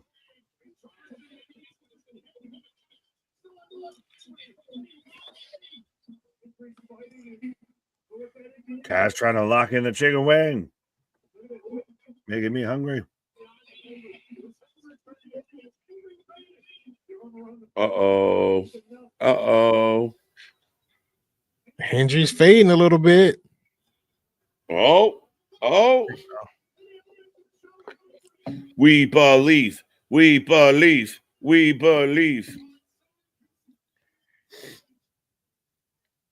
Oh, somebody's about to go through that table. I forgot it was there. Oh, shit. Oh. Fade to black. Good finishing name.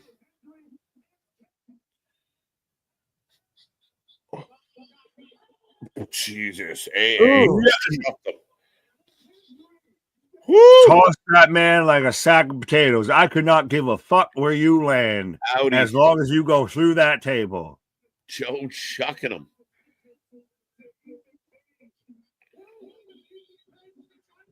By the way, that table fucking shattered like shrapnel. Like, right? You're hard to see a table. Cutter on the title. 1, 2. Oh, that was close. Ethan Page's face. There ain't no goddamn way you just kicked out of me. Ain't you on the title? Oh. Fall away slam. Get up. And there it is. That's Take it. it. 1, and still world champ.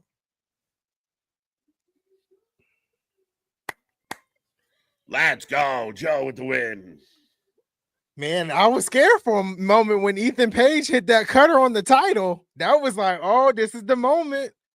Absolutely.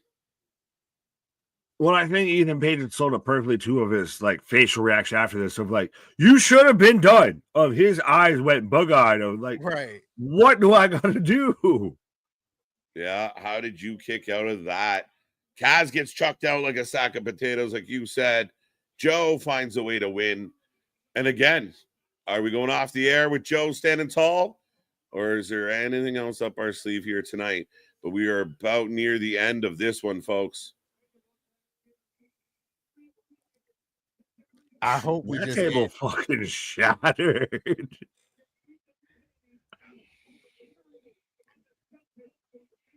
Put a period on the sentence. Well, I know I mentioned about AJ Francis having the best choke slam of you might be proving me wrong right there with Joe Hendry with that goddamn joke. Wait. Oh, Trick! With a trouble paradise. Flip that trick. Getting booed. Wow. Oh my Tornado, God. big ass boot. Trick in the building. Well, what was it? It was TNA. I might be wrong on pay-per-view names. So we've got Under Siege and Battleground that might be coming up. TNA might be under siege. If not, Joe Hendry is under siege from some TNA influence here. And we might find that battleground between Joe Hendry and Trick Williams there. It's a subtle suck it. A subtle suck it is the way to put it. Yeah, pause. Who's ever said that before? Trick wants the title. Yeah. Okay, we saw them interact. Joe kind of stuck his nose in Trick business, and this is the ramifications of that decision. Yeah, you trick around and find out. Right.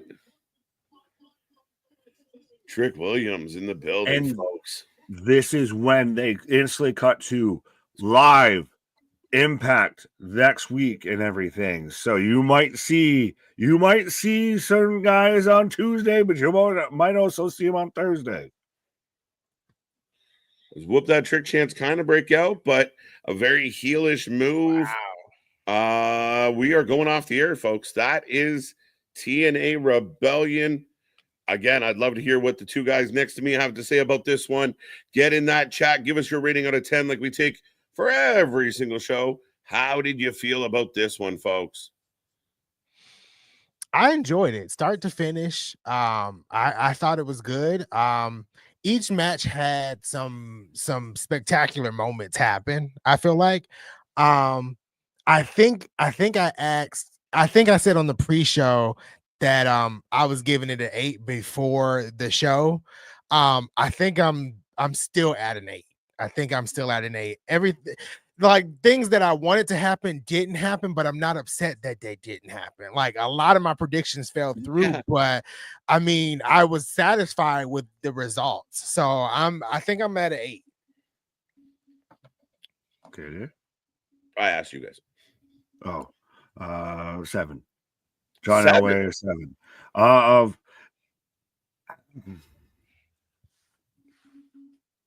I don't know if it's just I got caught up in the hype or whatever, of even just got sort of like, this is Rebellion, this is TNA's kind of show up and show out of WrestleMania weekend and everything like that. It was really good, but I don't know if there's anything like I'm super taking home with me out of this show. Fair enough. I mean, again, I don't know. I wouldn't equate or put any additional pressure on TNA because it was WrestleMania week. At the end of the day, for me, this is at least an 8. I thought it delivered a lot of good matches. Tag match could have been a little bit better. I mean, the main event was good and maybe not great, and maybe that's part of it. But the Masha and Tessa tore it down. I thought the Ultimate X was a lot of fun. I thought Macklin and EY did a really good job. I think Santana and Ali steal the night. I think they're the match of the night, match of the week. Yeah, easily match of the night with Mike Santana, and then that women's match. I can't get over how Masha really came in and hit it into high gear. Like it was phenomenal from the start with no slowing down, from it. Mm-hmm. Fair enough. And I'm sorry, I apologize. I was like literally of just more of when you said match of the week, I was like, well, we did just have a TLC match that like should have been a WrestleMania match like 2 days ago. So I don't know if I can go match of the week, but maybe I like singles matches better. Well, I wanted to know when you come back and I couldn't get the rounds weren't reloading in the chamber that fast. Matt, is this your show of the week? I guess still halfway you have to take into account because you've got WrestleMania Raws and WrestleMania SmackDowns. Is this your show of the week? Where in the week of wrestling does this lay? Yeah, I struggle with that a little bit. To me, it's a little bit of apples and oranges. It's a bit of a, I mean, this is a pay-per-view. It's one of their big fours. I don't even know if it's a fair. Sorry, I'm trying to answer you. Yeah. I was just saying that's why I asked the question. I guess apples and oranges and everything, but that's why I was asking the question. Okay. Well, again, it's just a tough one. A big pay-per-view like this compared to one of the other shows. Ultimately, it was a lot of fun tonight. Again, I mean, unto itself, it was a really good night for TNA. Oh yeah, especially with the Indy Hartwell signing, like that's huge for the Knockouts division. Now it's like, what's next for Mike Santana? Like, where do we put him? What's next for Masha? Honestly, do we continue the Tessa feud? Do we find someone else for Masha? Does someone from NXT show up and challenge Masha at Under Siege or Battleground? Like, there's a lot of questions coming out of this of where we go. What's next for the Hardys? Like, You know, it Mhm. seems like they're setting up the stories for it because we got Under Siege, we got Against All Odds, all before Slammiversary. So Yeah. we got a couple of shows there which could really bring the direction of home of where Slammiversary is going to end up. Absolutely, absolutely. 8 out of 10, 8 out of 10, 8.25, 8. 8. A lot of fans feeling this one. ABJ on a 9 vibe. No Trish. We know how that rolls. 8 out of 10, 8 out of 10, 7.5. Ali and Santana match of the night. What happens with Ali? Right. That's a good question. What happens with Ali? Well, somebody mentioned it too of what happens with Leon Slater now, though, too. Of man had that title all but won and then just got decleated. Go after Moose. You got robbed. I would like to see a one-on-one match with Moose and Leon Slater. Leon Slater can hang with the best of them at this point. 100%, 100%. Two fighters that face the company. Again, they're growing into the face of the company. I don't know how long they're sticking around, but my God, they've been really, really strong. Have a wonderful night. 8.5 out of 10. 8 out of 10. 8.5 out of 10. So again, great scores, great feeling, great vibe from the crowd. Anything that you kind of hoped that happened that didn't come out of this one?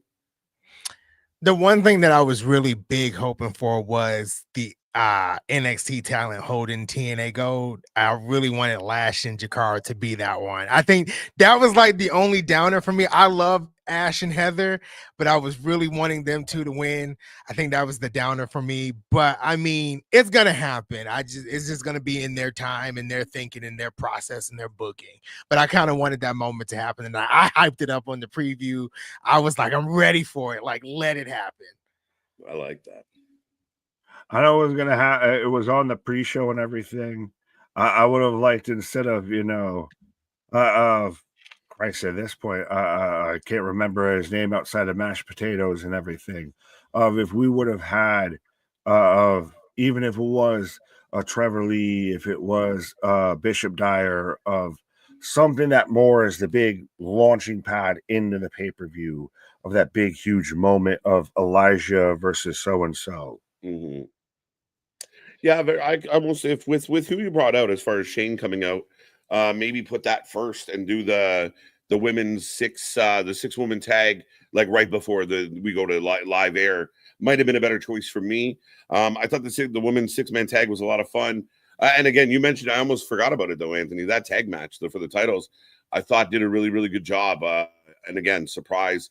I'm like you. I still want to see that. Like, if you guys are really in bed, with each other, you got to leave your toothbrush behind or a pair of socks in the dresser. You got to we're moving in for reals. Like, I'm leaving some here. You need a belt to go the other way. Yeah, absolutely. They got to pull the trigger soon. They really got to pull the trigger soon. Right. Well, ladies and gentlemen, TNA Rebellion in the books. I love the fact that the chat loved it. If you love that, wait till you see tomorrow. We will be back for Raw. We're here all week long. We got so much wrestling coming your way, more than you can shake and stick at. May's got a few major pay-per-views to get into, including Backlash. Be a friend, tell a friend, like, share, subscribe. Amazing numbers tonight on a TNA pay-per-view. I love to see that. But it's been a fun one. Any final thoughts from the gentleman? I think I'm good. I think I said everything that I wanted to say tonight. I've had enough. Our shit is real. Our shit is raw. Our shit is all authentic. When you talking about that rest, you put up with that for life. Put it. Have a good night, folks. Come back tomorrow. We'll see you on the flip side. Bye.